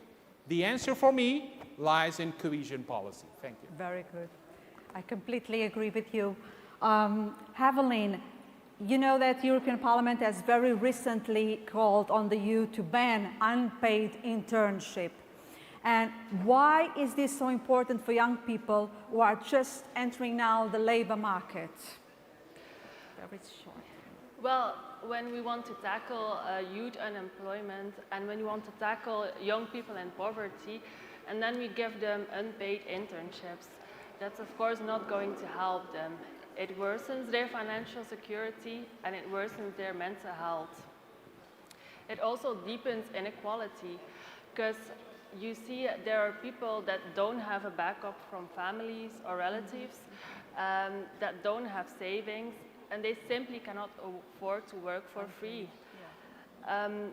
That's why it's very important to have these clear contracts with at least the minimum wage and a very clear social security behind them. Because sometimes one internship follows after another and another. That doesn't give them a clear career perspective, that doesn't give them hope, that doesn't help them to integrate in the labor market. That's why all these reasons we need to think of. That's why it's so important to ban these unpaid internships, because this makes it a much higher cost for society than paid internships themselves.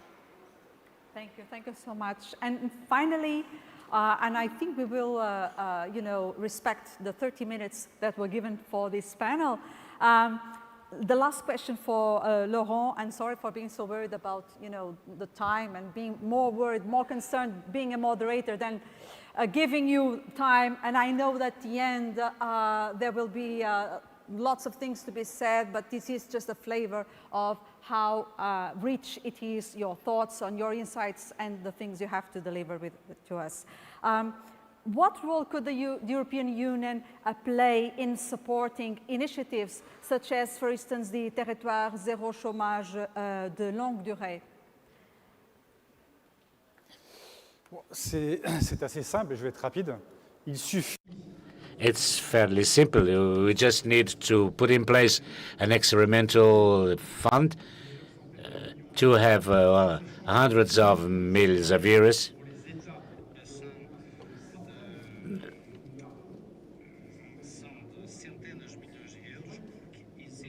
There is the direct expenditure, but there are also indirect expenditure for healthcare. And this fund could finance experiments in terms of the right to labor for those more apart from employment. And these activities, they should not be competing to the existing activities in territory. This is how we can have a situation and achieve a common ideal, is to bring dignity to people who unfortunately have lost hope. And I believe this is possible. At least we should give it a try. For a big round of applause to our wonderful speakers. Thank you. Thank you so much. And I can't help feeling that we are making history. We were 2 years ago, and we continue to do so. Thank you so much for your attention.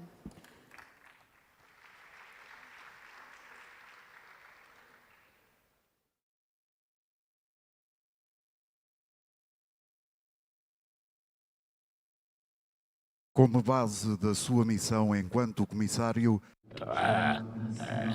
based on the mission as commissioner is the wish for justice and prosperity as Europeans. Ladies and gentlemen, under the motto, Socialists deliver, it's now time to listen to the words of Nicholas Schmidt, European Commissioner for Employment and Social Rights. Ladies and it's time to hear from Nicholas Schmidt, European Commissioner for Jobs and Social Rights.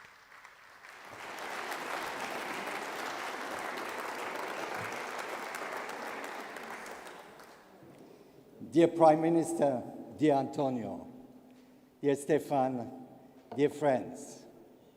Now I'm a bit in a difficult position because a lot has been said about what we have achieved and about what we still have to achieve. It is important, obviously, to remind what has been done. And I think we have done a lot during this mandate. But what has been done has not been done like that. It has been done because the socialists all over Europe have supported, have asked for it. I remember I was in Göteborg.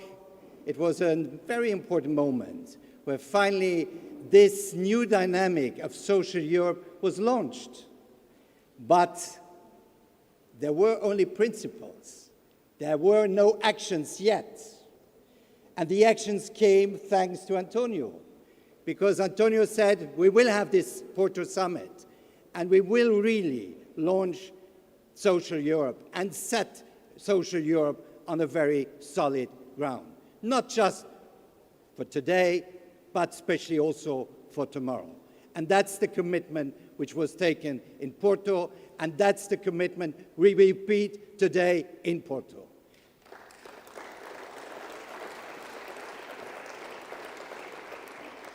Dear Antonio, I think you have shown that there is a socialist alternative that works, because austerity hasn't worked. Neoliberalism hasn't worked. What they have produced is many people without employment, many people in poverty. You have shown that social democratic policies, solidarity, social innovation, Anna, as you have presented it, they are not the product of dreams. They are the product of concrete policies made by socialists and social democrats. That's what we need now. And you have won the election. And you have won the election. And I'm sure, well, I'm coming from the center of Europe. So we were very much looking to the Nordic model, Stefan. Very much inspired by the Nordic model. But now we have to look to the Iberian model, the social policies which are developed in Portugal and Spain with success, showing that you can have a strong economy, an innovation economy, an economy based on solidarity, and at the same time, social policies which really try to leave nobody behind. And that's our aim.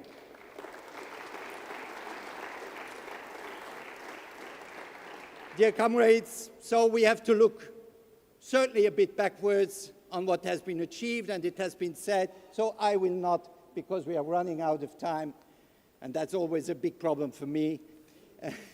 So we have to look ahead and we have to look forward. So what remains to be done? And also here we have very good indication. First, we have two important presidencies. We still can achieve a lot under these two important presidencies, the Spanish one and the Belgian one. There are still important issues on our table.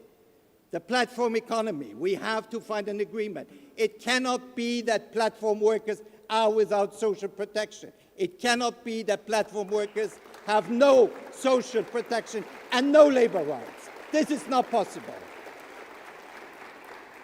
I heard now what has been said by this young lady. Well, yes, there are thousands and thousands of young people in Europe who are working, but they are not told that they are working. They are in so-called traineeships, but they are concretely doing real work. They are bringing in their talent, they are bringing in their knowledge, they have learned, and they are not paid. And for socialists, there cannot be work without decent pay. This is not possible.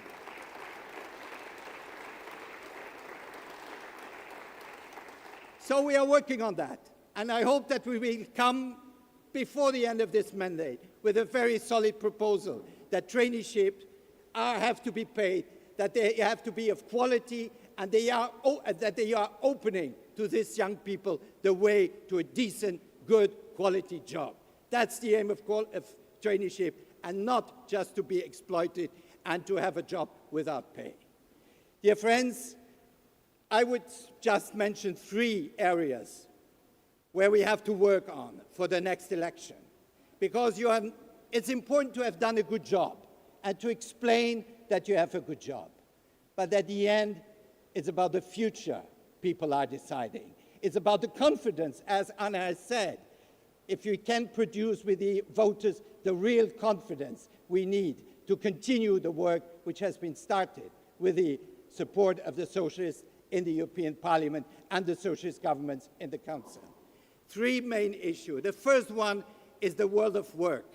We are Socialists. Our friends are the trade unionists. Our friends are those who every morning have to go to work. And this work is changing. There are a lot of good jobs, but there are also a lot of bad jobs. And we have to change that. We have done a very important reform with a minimum wage. We have initiated something very important on collective bargaining. And I am really fascinated by the fact that what Anna has said, that you have now made the link, which has been mentioned, well, there cannot be money without the respect of the law. There cannot be money without the respect of decent social conditions and decent pay. And decent pay doesn't mean only decent minimum wage. It means collective bargaining. It means the right of workers in the companies. It means more democracy in the companies. So this is the world of work. We have to rebuild it because technology goes fast. There will be jobs disappearing. And we have to make sure that the workers who feel, and here is a good example, that their job might disappear, that they will find a new job, a decent job, a quality job, that we invest in their knowledge, in their talent, for the young and also for those who are a bit less young. So skills are fundamental. We have the year of skills. We will have the next decades of skills we need to give workers the right and good and solid perspective. Now, that's the world of work. There's a lot to do there. We cannot accept that algorithms are just managing people, that people do not know how and who is managing them. We have to create the right framework for algorithms. That's about platform, but it's about many other companies where algorithms are instruments of control of workers who do not know, who do not understand, who do not know how these algorithms have been programmed. This is something we cannot accept. That's against the principle of democracy. That's a great danger for the social rights, the labor rights we have achieved during decades and even more. So that's the first point, the world of work. The second one, we have to show all our commitment with transition and especially fighting climate change. We feel and know that the bomb is ticking and that time is short. So we cannot put that into question. We have to continue on that. Climate change, yes, climate change creates disruptions, as, by the way, technology creates disruptions. And here we have to be offensive. There cannot be a good transition without a social transition, without a just transition, without giving people the trust that we care and we take their concerns very, very serious. So our fight has to be on just and fair and transition. This means that the workers who lose their jobs have to be supported. It means also that households who have to pay more have to be supported.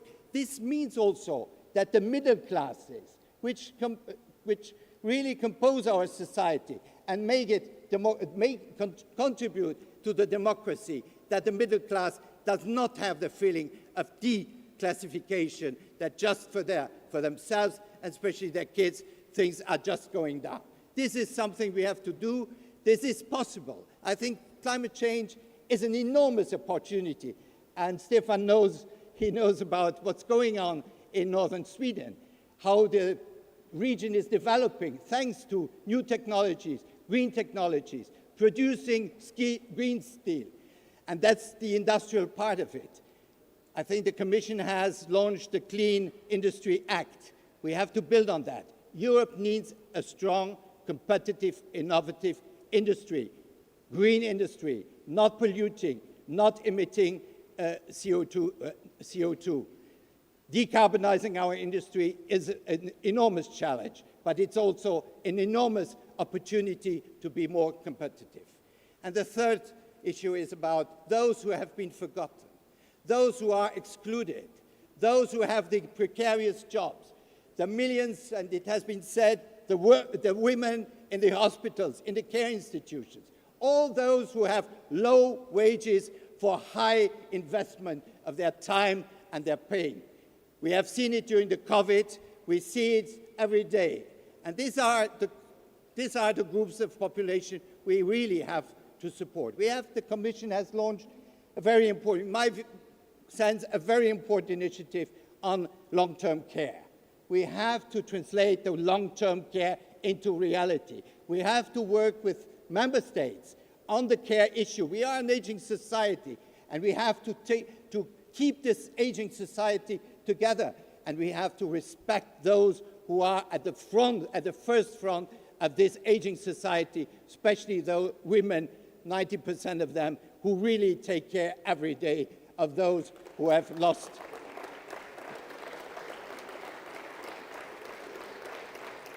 And finally, dear friends, there is, the children. I think children that's a very common formula. Children are our future. And despite of that, 1 child out of 5 in Europe is exposed to a risk of poverty. And I have listened to what has been said on the implementation of the child guarantee. We did it together with Anna. We passed it during the Portuguese presidency. Now it's about implementation. Portugal gives the right example. Spain gives a good example, many others. But we also know that Europe has to give a good example. We have to invest more European money into children, into education, into good childcare, into good institutions, into, finally, equal opportunities for all children, meaning for all Europeans. That's our value. A society of equal opportunities. That's what we have to fight for. And if we manage to do that clearly, with clear messages, I'm confident for next June. Thank you.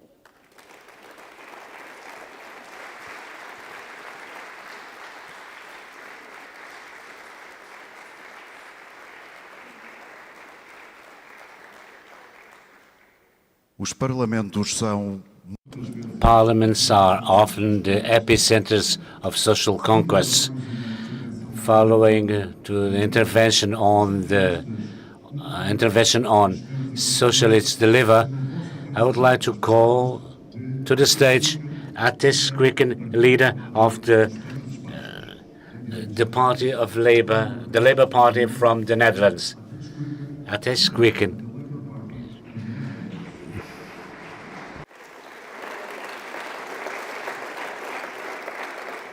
Boa tarde. Hola.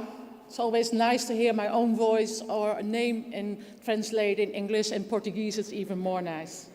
So thank you for that. Dear Prime Minister Costa, dear President Leuven, and dear Commissioner Schmid, thank you for your energetic start of these speeches. And dear friends of PES Portugal, what an honor it is to stand here in front of you. And I would like to start with thanking Antonio for hosting this event. And this morning I visit Matosinhos near Porto and see some social projects going on. And it makes it clear how necessary, but also what good work your government is doing here. So thank you for that.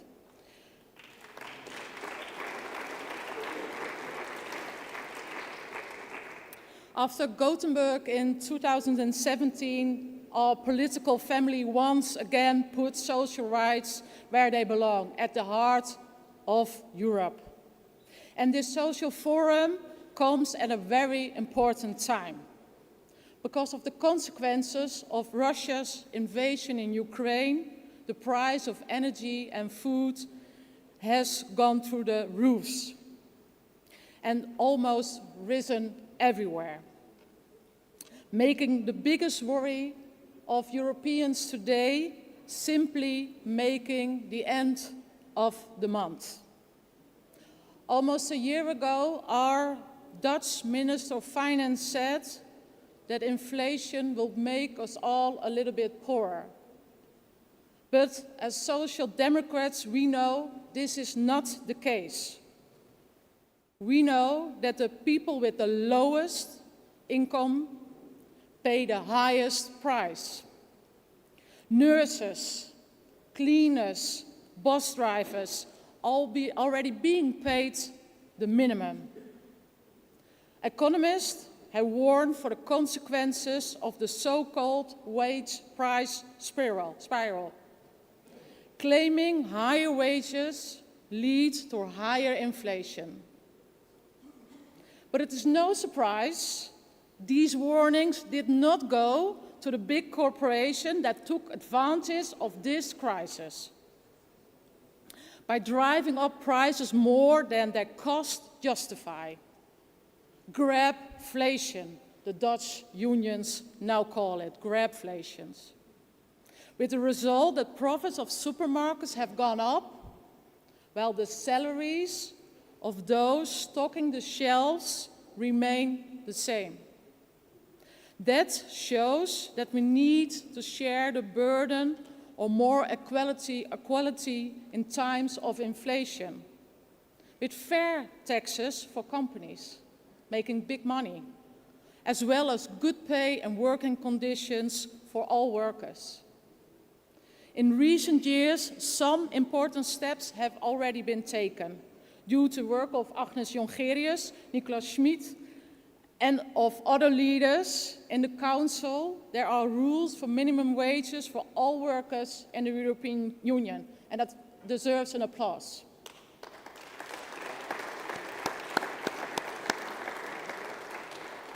There's a child and youth guarantee. And thanks to the Porto Summit 2 years ago, we now have clear targets for employment and quality of job creation. This makes a difference in the lives of people every day. But big challenges still remain. Let me name 3 topics that I believe we should focus on.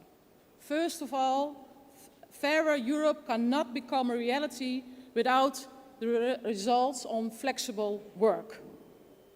We need to stay firm and make an end to bogus self-employment for around 5.5 million working inside the European Union as platform workers. I know that all parties here today are working hard to come to a position in the Council soon, and I hope so, because it's necessary. And it is so important because zero-hour contracts do not give people freedom. It gives people stress, insecurity, and unfair workloads. Secondly, and this point is related, every European should have access to social protection. In the Netherlands, more than 1 million people, 1 million, are self-employed without personnel. Most of them poorly insured against sickness and don't accrue pension. My party is working hard with the Greens to ensure that accruing pension will be mandatory for everyone, and with success. But in line with the European pillar, a proper safety net should also be available for every European worker. Every person that works on a whatever contract should have full access to social protection. And it should be that simple.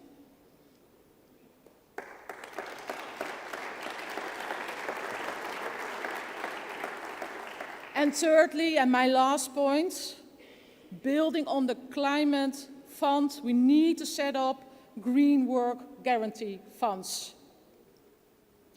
I believe that the energy transition is an opportunity to create new, high-quality jobs. But it is also true that some jobs will change or even disappear. And we cannot abandon these people. These are our people. That's why we need green guarantee funds in order for our workers in the member states and with the support of the European Commission are paid in full while they transition to green industries. Dear friends, In many ways, the Green Deal offers us a blueprint. The Green Deal works because it does not only include laws on green policies itself, but also set targets for transport, energy, and taxes. The same should go for the principles on the European social pillar. We need a social deal. With every new law, we need to ask ourselves what the effects are on people, on workers, and how those proposals contribute to the social targets we set in Gothenburg and in Porto. Without the work of our political family, these social targets would never have seen the daylight. Let's now make it a reality in the daily lives of all European people. Thank you so much.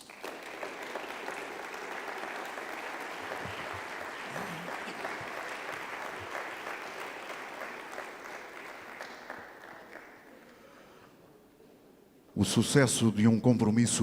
The success of compromise is dependent on the executive committees and those who take care of the work. Os socialistas cumprem.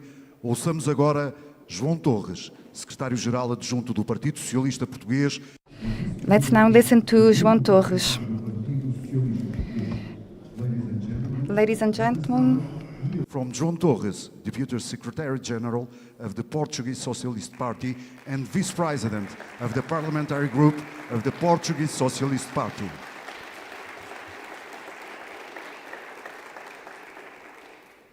Minhas caras camaradas e caros camaradas.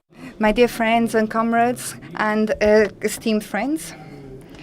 Dear European Commissioner, dear President of the Workers' Party, Dutch Workers' Party, and I would like to thank everybody here in the Secretary General of the Socialist Party, and I would like to welcome everyone who is here.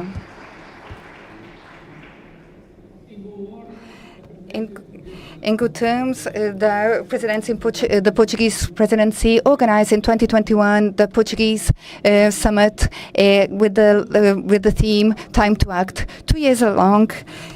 At that time, we still lived with our mask. We wore the mask on our face, and like 2 years later, that have been marked with transformation, of which we need to mention the war in the Ukraine, the biggest inflation in a European entirety, and this expression, "It's time to act," has a new meaning. It has a stronger and new meaning. This is transitional meaning, and we have to think about the public policy that we have to follow and the sense of urgency of giving replies of the biggest challenges that we are now and all member states and their societies are dealing with. This moment here of this session is especially important for the Portuguese Socialist Party because it adopts the designations of socialists that socialists deliver, and this we have been doing in Portugal, and it's not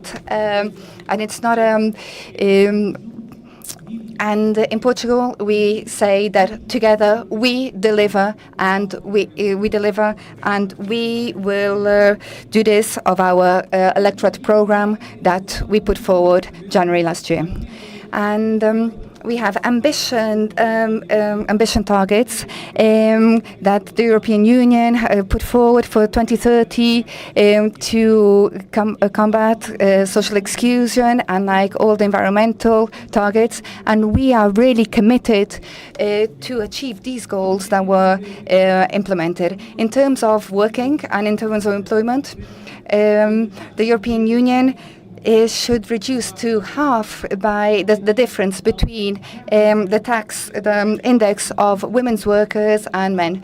And this has already been reduced threefold in Portugal. So it was reduced from 1.5 to 0% in Portugal. The socialist governments lead by Antonio Costa, we were able to put deficits and our public debt was really reduced, and we did this with political policies, dynamic, and which were used to reduce the social inequalities. And here we wanted to increase the equality of opportunity, and we wanted to make this a reality. And we also wanted to increase salaries and pensions of our workers. These were some of our commitments, electoral commitments, and we are very committed to follow these, which are truly progressive. In this last year, it was possible to increase some policies which were even more important. And an example is this. Is having a free childcare in kindergartens for everyone, and this was possible also to include continuous investment in knowledge. And what we want to reduce is the tax of young people between 15 and 29, young people between the ages of 15 and 29 who are not working and they are not even studying. We want to reduce this number. This is a number and a statistics that reflects the Social Party commitment and in achieving these targets. So, dear friends, I just mentioned a few indicators which kind of show our commitment of the Portuguese socialists in terms of the social pillar, in terms of the agenda that was defined 2 years ago and can be reflected not just today but tomorrow as well in an event that's been organized in here in the region of Porto. But Portugal also had a prime minister, and PES had a social secretary, who's now Secretary General of the United Nations, who said that Portugal is not that people are not numbers. People have rights, and people have more than rights, and more than this, more than referring numbers and statistics. And we need to demystify the narrative of opposition. And it's also very important we have present that the center-right, right, and extreme right are now using to fight socialists, not just in Portugal and in Spain, where we also have executive functions, but all member states in the United European Union, where we are putting forward and filling our responsibility. But the message that I want to share with you, in Portugal, Portuguese people know the difference between governance, a socialist governance, and governance of conservative and right-wing. Yes, the Socialist Party has made a difference, even in face of difficulties of inflation that is giving to families, and really with those challenges are giving to governance. Even though our opposition here is saying that we are making the country less rich, we are still at the head of economic growth. And we want this economic growth to be green. And we are able to create new policies of social support. For example, social support for infants. And according to the latest statistics, the risk of poverty has never been as low as it is now, and this is thanks also to our Minister of Labour, who's participated here. My dear friends, it's with the PES that the Portuguese economy has created new and better jobs. Never before has been so many people being employed here, and we have the agenda of the dignity work, and we have to fight insecurity in work, and this is one of our missions for us socialists, and an increase in positivity for our workers. In 2023, it will be our 50th anniversary, And on the 23rd of April, we welcomed the president of the European Socialist Party, and it was here in Porto. So everybody joined us here to support the idea of social Europe. So the Portuguese Socialist Party was funded in Germany. It's a unique story because it was funded in Germany when we were going through a dictatorship, and this is also something that identifies us, and it passes on from generation to generation. We know that essentially what is essential. We know we have to be solidarity internationally, and today we helped to create a more inclusive and prosperous Europe. As socialists, we cannot leave anybody behind. We are conscious that there's lots of work to do, and that our organizations, members of the European Socialist Party, have a big collective work to do. And it's our duty to renew Europe at the service of workers, placing importance to peace, security, and fighting climate change. But it's also our responsibility to refute and defeat populisms, extremists, which are threatening the European values. And this is fomenting individualism and selfishness. And they are using fear as a weapon for politics. So, my dear friends, the vision and concretization of European Solidarity Europe is down to us, and we have to mobilize ourselves and others for our causes, because for us there is no European Union without an effective social Europe. Thank you very much.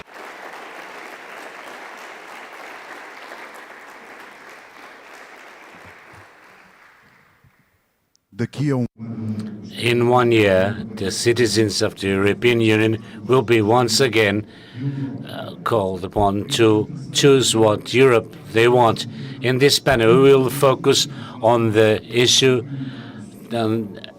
towards 2024, social parity for fairer Europe. I would like to call the moderator Vera Bas, member of the Portuguese Parliament, and of the National Parliament of Portugal and National Secretary of the Portuguese Socialist Party. Para completarem o painel, peço que subam ao palco. To complete the panel, I ask to join the stage Francisco André, Oliver Ropke, Pedro Marques, Estrela Durá Ferrandis.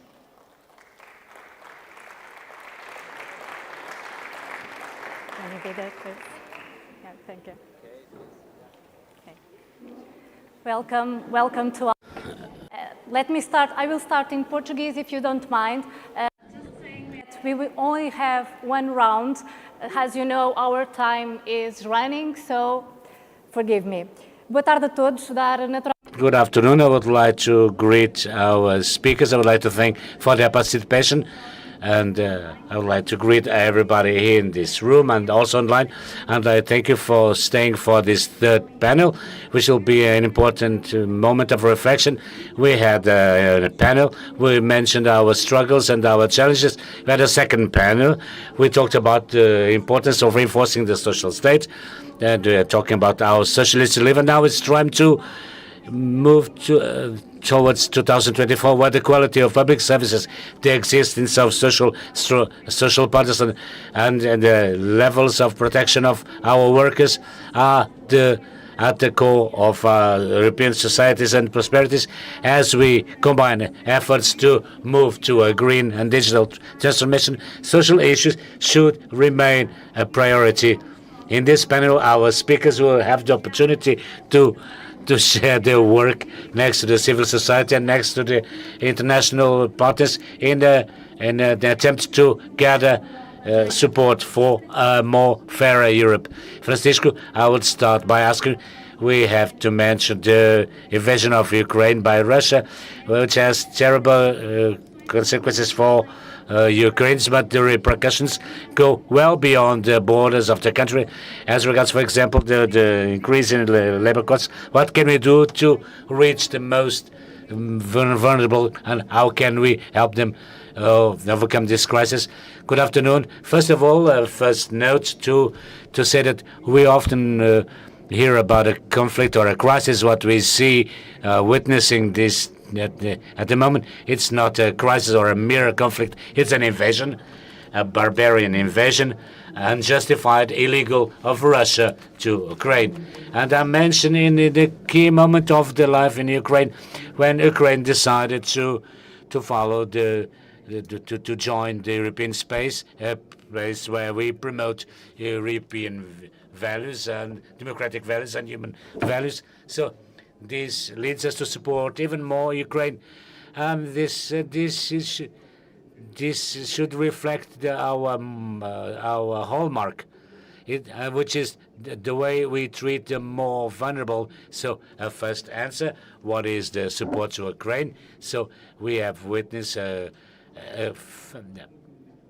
we have welcomed refugees, we have supported Ukraine militarily, but we have also to provide other kinds of answers and showing internal solidarity. So this internal solidarity has to focus on those most affected and who are suffering more from the consequences in the increase of the price of energy or the price of foodstuffs. So we have to have the courage and the responsibility. We have to provide the European answer in line with the answer in Portugal. More support to families, more support to housing, more support to energy in order to reduce the pressure on consumers. And these measures, for example, zero VAT for food products. So these answers should also take place outside European space. Europe stands for multilateralism, for a shared prosperity.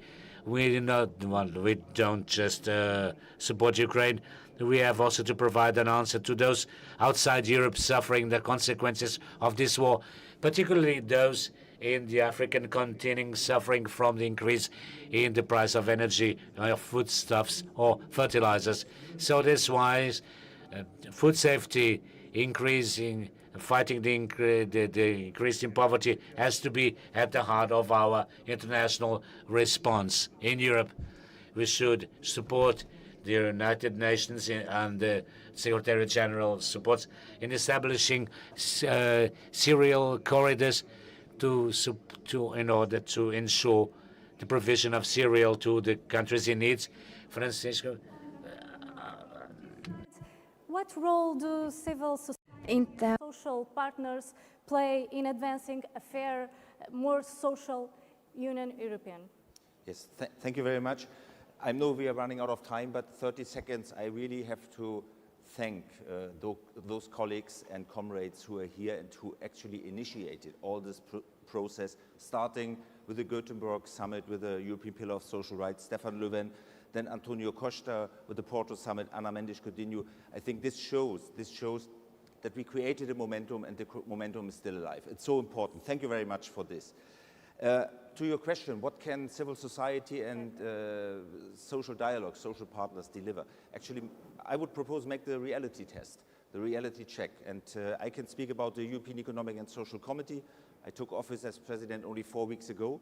But if you look back to all the initiatives that were presented by the Portuguese government, but then by the Commission, then you can see that they were broadly and strongly supported by civil society and by at least most of the social partners. So we issued our opinions on the minimum wage directive, on the social pillar, on the action plan, but also on other initiatives that are in the pipeline now, like democracy at work, for example. And all those initiatives have been supported by civil society. We work in the mode of consensus, so we try to find consensus in the Economic and Social Committee. But despite of this, and we have employers, we have trade unions, NGOs, despite of this, we were always supportive. So I think this shows that civil society plays a crucial role, and of course, social dialogue and social partners as well. And I think therefore it is so key to strengthen social dialogue, collective bargaining, but also civil dialogue. And here, since I don't have a second round, I would like to focus on one point. We are talking about EU, we have the elections next year, but let's not forget those who are in the waiting room. countries, candidate countries, waiting for years. Many of them have still a long way to go. The Western Balkans, Ukraine, Moldova, but they are already, they have to adapt. They have to adapt their systems not only to the single market, but also to European social standards. So therefore, I think it's so important to set the European pillar of social rights as a European standard which goes beyond the European Union, and to help now also civil society, social partners in candidate countries. We are trying this. This is one of my key priority, that we involve already civil society, so also employers' organizations, social dialogue of candidate countries in our daily work. I think it is important because only like this we can build up robust structures in those countries, and we can prevent that shrinking space for civil society is growing in many countries. Unfortunately also in the EU, but also beyond EU. And I think here we have to to make a clear signal. This is always shrinking space for civil society. Threats to democracy and fundamental rights will always lead to shrinking space for trade unions and for workers' rights. So therefore we have to be very, very careful. We have to support progressive forces in those countries, but also civil society organizations. This is one of our key priorities, and I think this should be our message also to our sister parties in those countries. I think they have to be really careful, and they have to support all initiatives to bring their standards to the standards and to the targets of the European Pillar of Social Rights. I think then we can really set a positive signal, a positive example, which is also very important for the elections next year, that they will be successful for progressive and pro-European parties. We are fighting for this, and of course I'm also, and we are all allies in the civil society and within the trade union family. Thank you, Oliver. Civil society and social dialogue must be in the center of the action, right? So, Pedro, pergunto-te a ti, olá, estamos aqui hoje reunidos enquanto família. Ask you, we are here as a political family, what's our strength? What will allow us to move towards a more fair Europe? And as it was mentioned before, we will have the elections in 2024. I'd like to take the opportunity to ask you, what is the best way for us to communicate the successes, achievements, and the priorities that will define our actions? Thank you. I have to thank Antonio and Askel, and through them I would like to thank all the Portuguese Socialist Party and the European Socialist Party. This was thanks to the Socialist Party that we were able to host Gothenburg and Porto, and it was to the European Socialist Party that we were able to come up with this plan and to come to this social forum. That's what we arranged at the time. That's what we have done to implement it. That's what we have to do. We have to assume the paternity of what we have done through these years. The directive of minimum wage, it has the mark of our political family. The work that we are doing to come to an agreement, which is an incredible struggle, in order to ensure better rights for the workers in digital platforms. This is very important.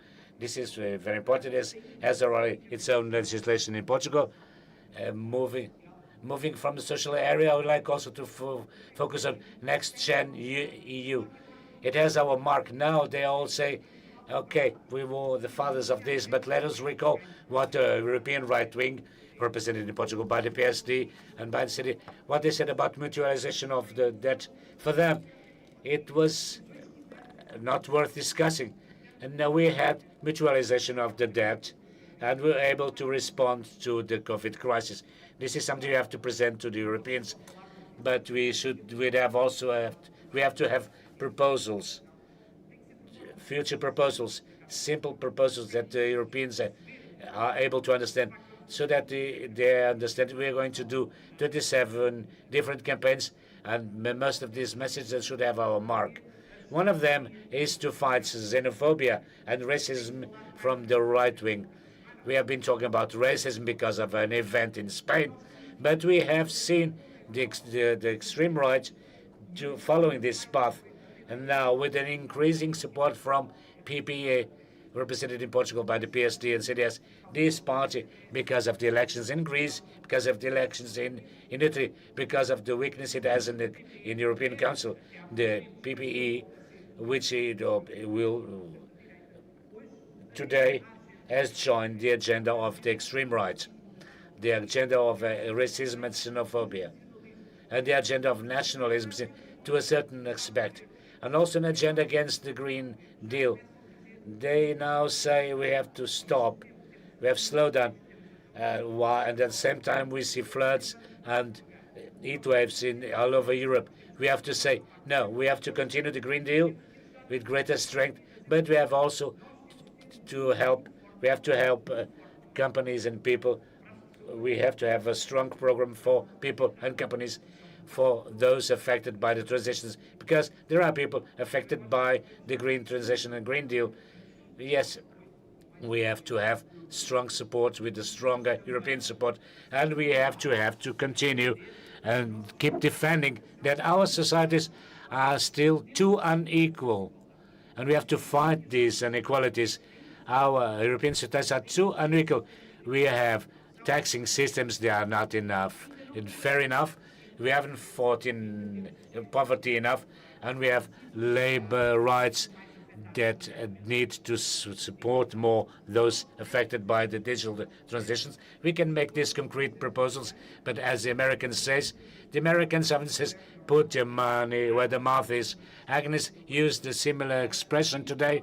In Portugal, we are doing this already. We have approved the action plan of Porto, and then we have implemented the child guarantee with direct support to children and families in running the risk of extreme poverty. We have approved the dignified work agenda, and we have also achieved a short-term agreement so that families can recover from this inflation, so that companies can also recover, bringing more profitability for companies and for people alike. We should get inspiration from the agreement from 2 years ago, and should support ourselves on this mid-term agreement, so that we could have a three-party agreement for the competitiveness of companies, but also for the workers, because they were affected by the inflation crisis. We can make a three-party agreement to improve, to grant more quality of life for workers.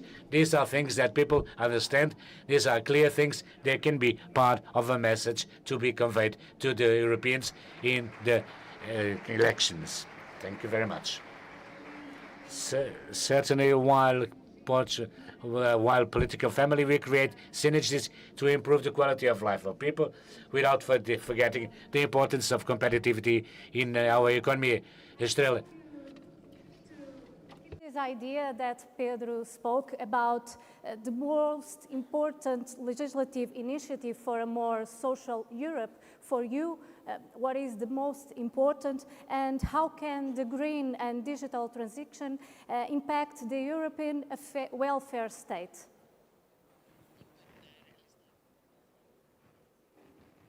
Muchas gracias. Voy a hablar en español. Quiero, por supuesto, dar la enhorabuena y las gracias también al gobierno portugués por este impulso que está dando y la necesidad. Sorry, I'm speaking English. We have the commitment of pursuing this. I think the only way to putting the social in the center of Europe is those who we want in the center. We are the social family.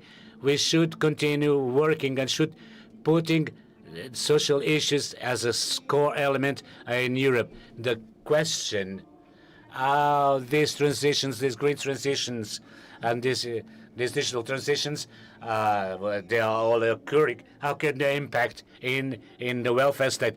I would like to say the otherwise. How can the welfare states, and all the welfare states, how can they help us to operate these transitions? And I believe that that's why we are here. We are here to ensure that we reinforce our welfare systems, our public welfare systems, with policies agreed in the Pillar of Social Rights. To create this strong state, we need legislation, we need funding, and we need also governance. the Parliament approved for the year 2023, and there were a number of ideas, core ideas, basic ideas for truly operate this transition and to tackle all these challenges. I would mention these were socialist priorities that we were able to introduce, the idea that social objectives should be at the same level of those of economic growth.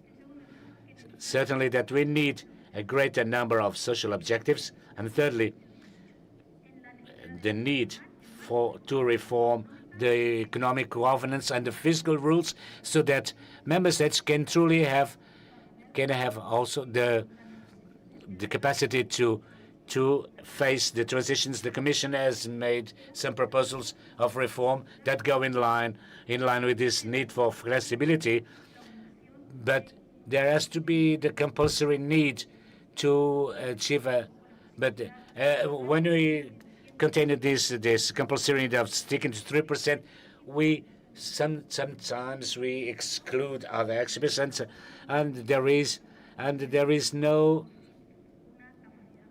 not a clear commitment to improve some fiscal measures in Europe. There are other issues that we have defended. We have required as socialists the need to move with a tool of assessment of the social conversions.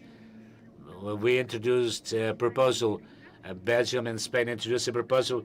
Unfortunately, we have Spanish and Belgium presidencies. So this will be the best moment to move with the design of these proposals to address the social imbalances.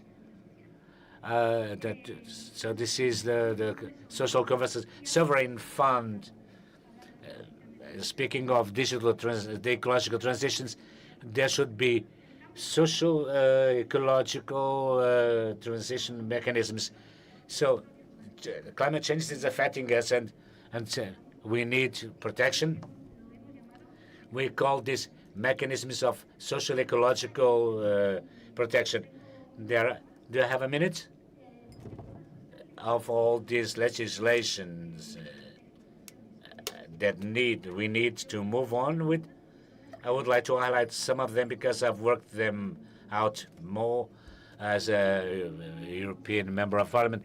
One of them we have now under discussion pertains to platforms. I hope there will be a proposal from the Commission. Another one that is just a recommendation, has not moved ahead, is the directive of minimal income. One of the objectives that was established in Porto, reduce the number of people in poverty or social exclusions. So this cannot be valid if we don't approve a directive of single income. And finally, everything pertaining to health and labor security, and everything pertaining to the mental health of workers. These labors, they have been severely affected by the digital transactions. So all the digitalization systems and the application of artificial intelligence in the labor environment, this has a severe impact on the mental health of workers. We need a directive of social risks in the labor context, and there are means to regulate artificial intelligence in the working context. And there's a lot to do. And as the socialists are the ones truly committed in following the line in tackling these issues. Thank you very much. Terminamos assim o nosso painel. Muito obrigada aos nossos oradores pelos vossos contributos, pela vossa partilha. Caminhamos juntos em direção a 2024, conhecendo as nossas lutas, reforçando o nosso Estado social e sempre tendo em vista a busca de uma Europa social justa e coesa. Muito obrigada a todos e o resto de uma boa noite.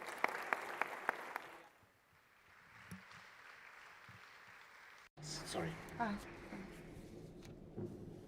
a criação do Pilar Europeu. The creation of the pillar of the European Union was key to the pathway that the European Union follow, and it was very important and determining for the increase of the level of life, level of living of European citizens. So now we are approaching the end of our summit, and we are going to hear the words of the President of the European Commission, Stefan Löfven. Please give us an applause for Stefan Löfven. Thank you very much.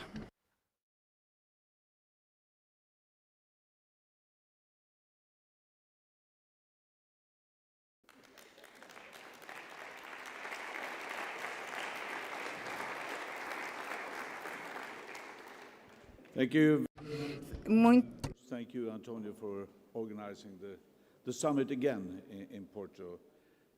Also want to thank Luisa, Maria Manuel, and Eduardo for the warm welcome here to Porto.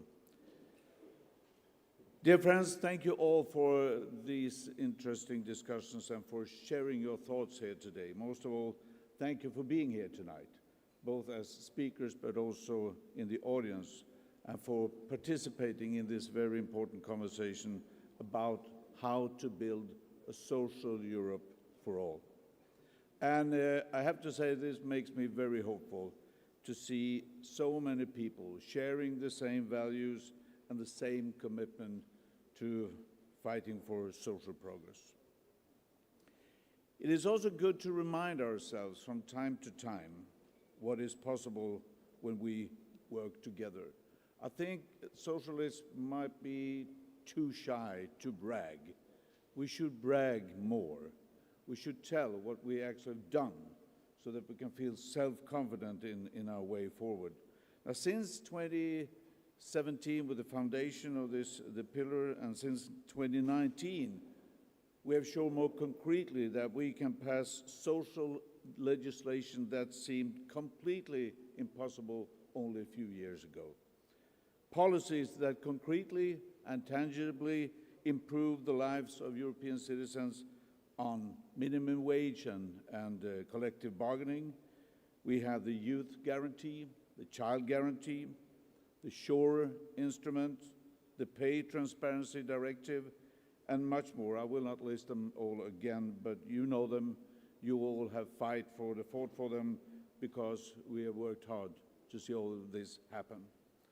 So what we do is that we continue moving the needle of what is possible as we advocate now for inviolable social rights, good quality jobs, high levels of social protection, and a society free of discrimination and prejudice for all. It is now important to effectively communicate both our achievements in this European mandate, but also our vision for the coming 5 years. We know that Europeans want the EU to be more proactive in the domain of social and employment affairs. They want EU-level protection to be a shield against unemployment, against austerity and deregulation, a factor instead of convergence, and an anchor to support their national fights. So a strong result in the European Parliament election will be the basis for our political family to deliver on and even surpass the ambitious targets that we have set ourselves. Despite our significant achievement, there is so much still to be done. We need real protection from unemployment and precariousness, as well as strong social investments that ensure that nobody is left behind in this green transition. So it's upskilling, it's reskilling, it is lifelong learning that will pave the way towards a future of high-quality green and digital jobs. And at the same time, the general world of work is changing. So we need to be more proactive, address new challenges as they arise. We need to ensure the right to disconnect and a right to human supervision in the face of emerging technologies like the artificial intelligence. We urgently need to bring down the cost of living, improve working conditions and pay, because we cannot tolerate a society where workers are constantly towing the line to poverty and burnout. Essential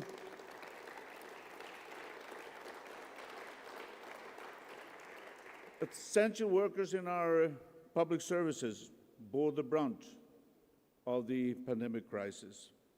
They are still understaffed, overworked. And right at this moment, we are witnessing how bad working conditions and low pay exacerbate labor shortages and create a situation that is entirely unsustainable. Now, I want to state this clearly. The fruits of our labor need to be distributed and redistributed in a fair way, because economic growth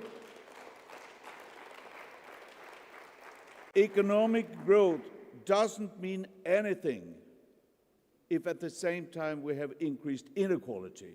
It doesn't mean anything if the average family standard of living declines. Then growth means nothing. So this is a matter of justice, of respect for every worker, because being a worker cannot mean that you live in poverty, you wear yourself out, or have to be afraid of dying on your job. To the contrary, you should be able to live well, feel secure, have a job that you want to go to, have the freedom and power to shape your own life. We want to build a society that is just as good for the nanny as for the bank manager, for the truck driver, as for the doctor.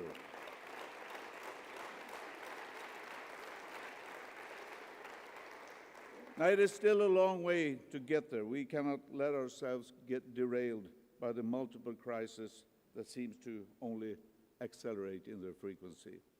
Now, to get there and facing these challenges, I take away the following key messages from the discussions here today. The first one is jobs. Jobs, jobs, jobs. High-quality jobs are the foundations of a resilient society.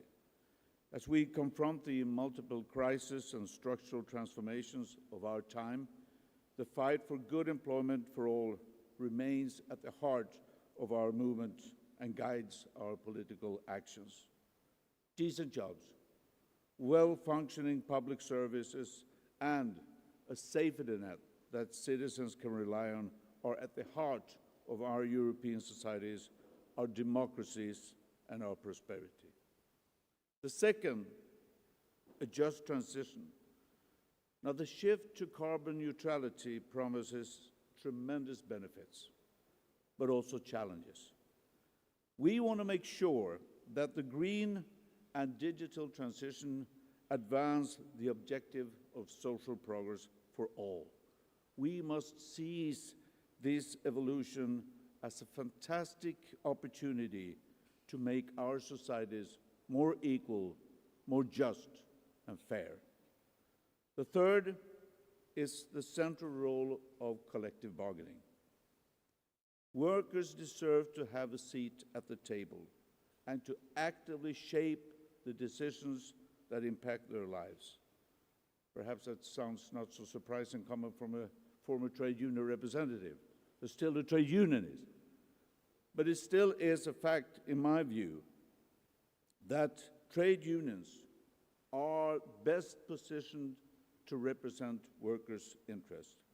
And that is why the fight for collective bargaining, workplace democracy, and co-determination is a core element of our vision of a better world.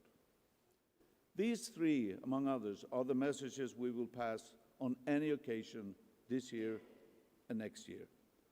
Tomorrow's social forum will be one of the first opportunities to do so.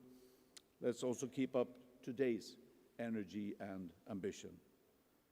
The social forum is also a great opportunity to take stock of the social situation in our European Union. And I think that we regularly need to check on the state of social progress in the EU. That is what will keep us accountable, ambitious, and on track for 2030. In 2021, for the first Porto Summit, I was interviewed just before the start of the meeting, and I stated my confidence that the summit, the Social Summit, will indeed help implement Gothenburg principles. Now today, I'm even more convinced than 2 years ago. So what you will do tomorrow will help implement the European Pillar of Social Rights. Now, our next speaker, Prime Minister Antonio Costa, is a great advocate of a social Europe. We have worked together, and I appreciate that cooperation. We're still working together. We know, you know it firsthand, you that lived in Portugal, what this man can achieve. Thanks to his efforts, PES, the government, Portugal's unemployment rates are going down. The wages are going up. Measures for affordable housing are introduced, and new targeted actions to support families facing current inflation, such as the VAT reduction for essential food items, is actually helping thousands and thousands of Portuguese citizens every day. You know it in Portugal, we know it in Brussels, to where we have seen him lead the fights together with our family for a better Europe. Before giving you the floor, Antonio, I just want to thank all the participants again here for being here, participating in this, for your contributions tonight and tomorrow. We have a lot to deliver on, but we also have a lot to be proud of. So let's continue the good work, let's continue the fight. Now it is an honor for me to give the floor to the closing Antonio Costa, please.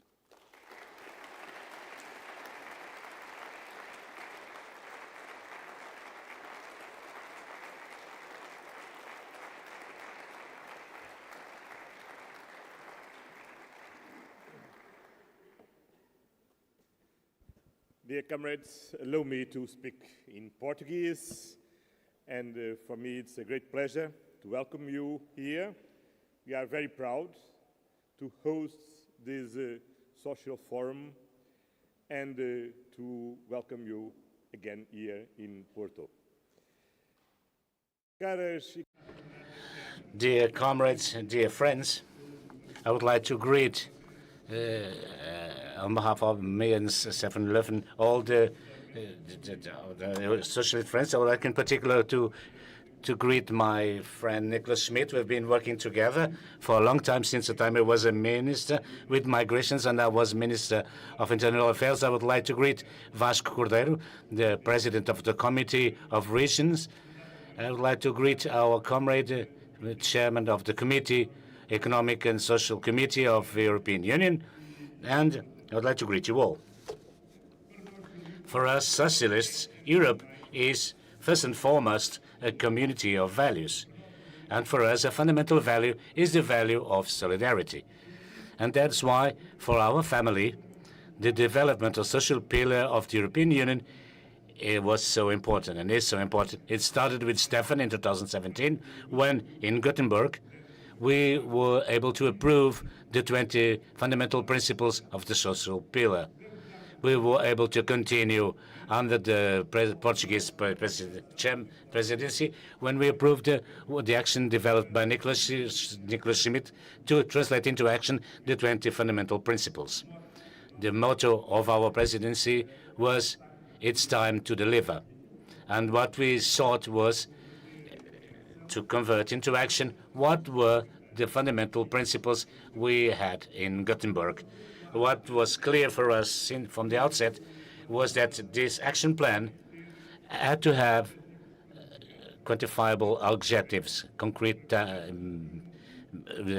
goals, so they could assess the performance of these action plans.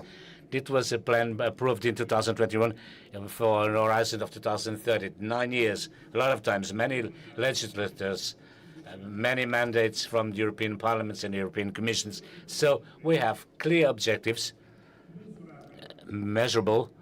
That's what would allow us to monitor the performance. So tomorrow, 2 years after we had the social summit in Porto, we have the social forum to assess the advances made, and so that we can see what we need to speed up, what we need to add, taking into account that the reality of Europe is a reality which is pretty diverse.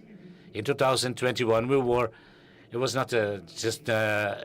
still living on the effects of we were living in a pandemic, a moment when all Europeans, and particularly young generations, understood the importance of having a social model, because it was this social model that allowed us to sustain the response to a crisis that no one had known in our generation, and to face this crisis with success.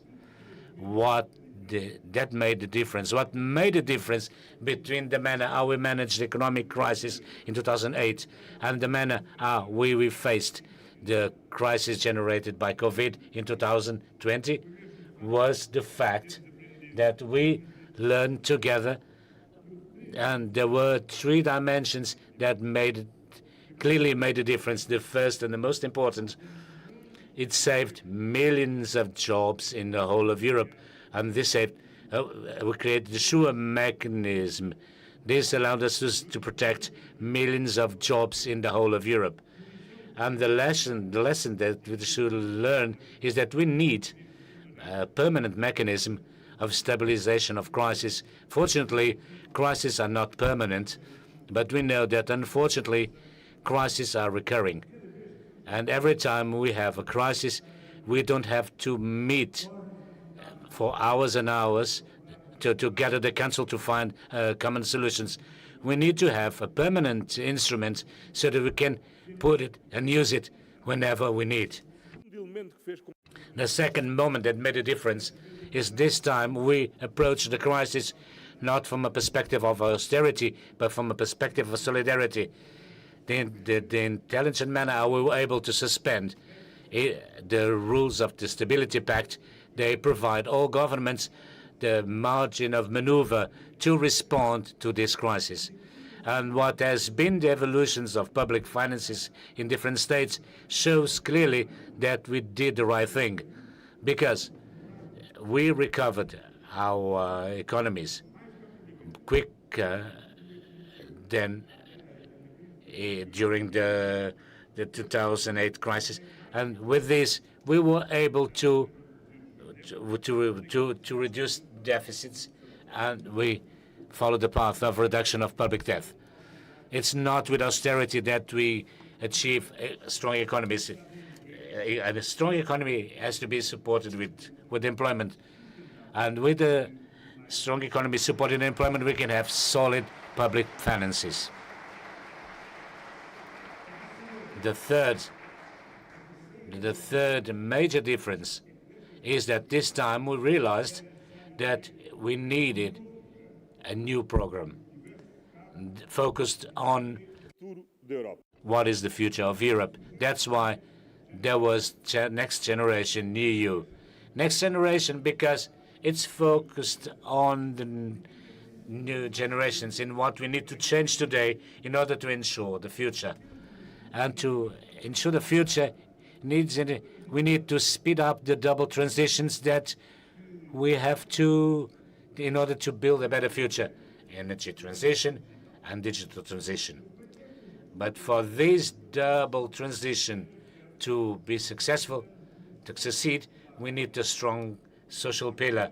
We need to invest in qualifications so that all are capable of facing the new qualifications that will be needed in these double transitions. We need to invest in innovation so that our companies may be more competitive and able to lead these double transitions. We need to have a strong social state making sure that no one is left behind, because we need to tell the truth to our citizens. This double transition faces challenges for the competitiveness of companies and for the safety of workplace. Some workplaces will disappear. There are professions that will probably disappear. What we need to ensure is that all those losing their work posts, all those performing a job that will no longer be there, will have the opportunity and the conditions to have the right qualifications, to have a more qualified job, and for have a new future job. And so those, while they don't have these qualifications, they will not be left out in poverty. So we have to ensure that we have a strong social state to ensure that no one will be left to its own devices. In a decent society, we will perform together these transitions without leaving anyone behind.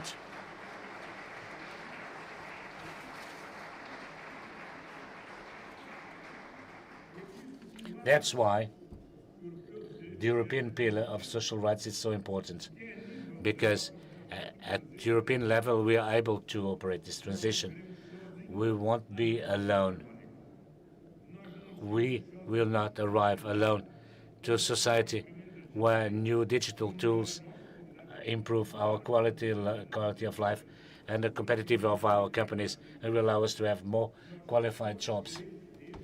We will only reach these objectives together, and if we will only get there if we all together achieve this. If we think that each will do it on its own, we won't arrive at any point. We want to be together. We want to reach this objective together. So the social pillar is very important. We need to invest more and more in training, invest more and more in qualifications and requalification, invest more and more in the capacity to innovate and fight, obviously, what are the social fractures that we know. Keep fighting poverty, because there are always new generations of poor.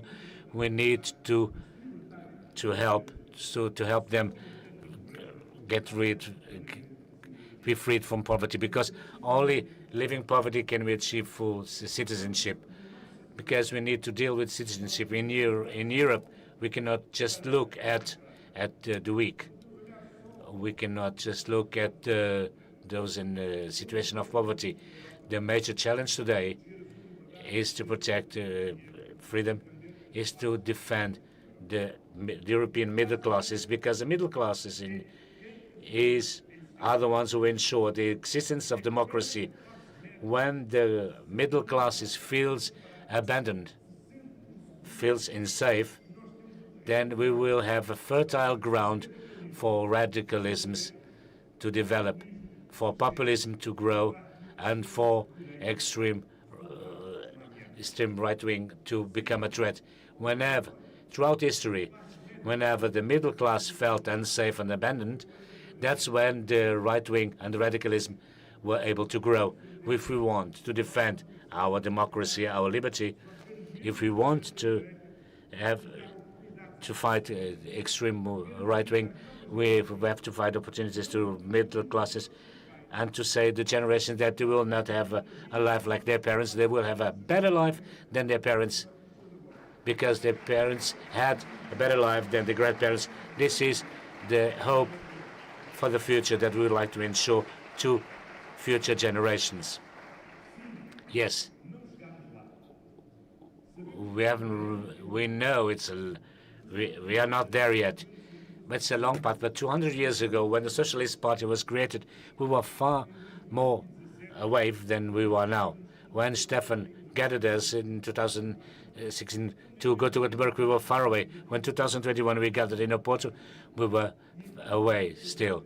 What we're going to do tomorrow is to measure what we have advanced so far and sign what we have to do, because in 2 years we're going to be back here. In 2025 we'll be here measuring, assessing the progress made in 2023. What I wish to everybody is that in 2027, in 2029, we will be here again, not only to assess what has been done, so that in 2029 we'll be launching a new action plan for 2030-2040 decade. Mitterrand said many years ago that socialism was the idea, the youngest idea. Many years have elapsed, but socialist is still a very young idea. And that is why we have a long life ahead. And this long life, we have to live it full of pride. As Stefan said, Stefan, we are in your hands, and in your hands, we are in good hands. Let's go for it.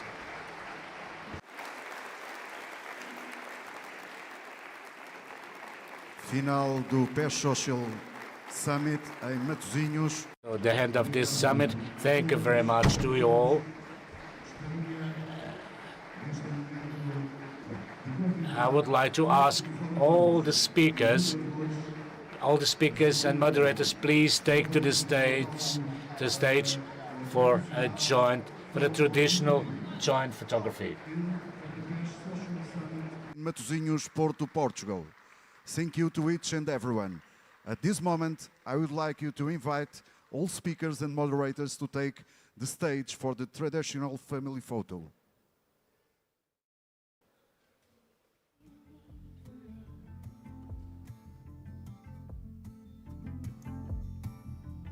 Empty hearts were meant to go for me. Take my hand, help me understand how it's meant to be.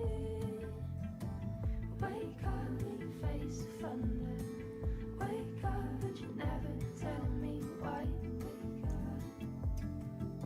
The harder we try, the closer we get to goodbye. Wake up, face thunder. Wake up, but you never tell me why. Wake up. The harder we try, the closer we get to goodbye. Wake up, face thunder. Wake up, but you never tell me why. Harder we try, the closer we get to. Wake up, face thunder. Wake up, but you never tell me why. Harder we try, the closer we get to.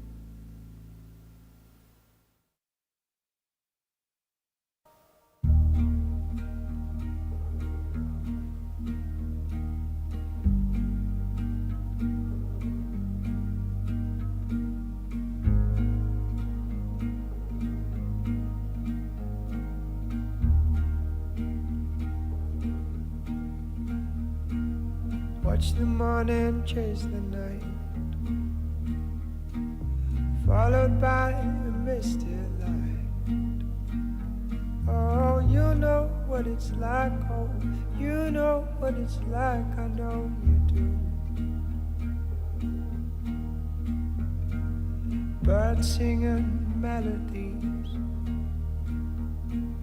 gazing from the tops of trees. Oh, you know what it's like, oh, you know what it's like, I know you do. Stay a little longer, just a little longer, count me out. Oh, I listen to the wind, companion of our times, ease and restless minds of all kinds.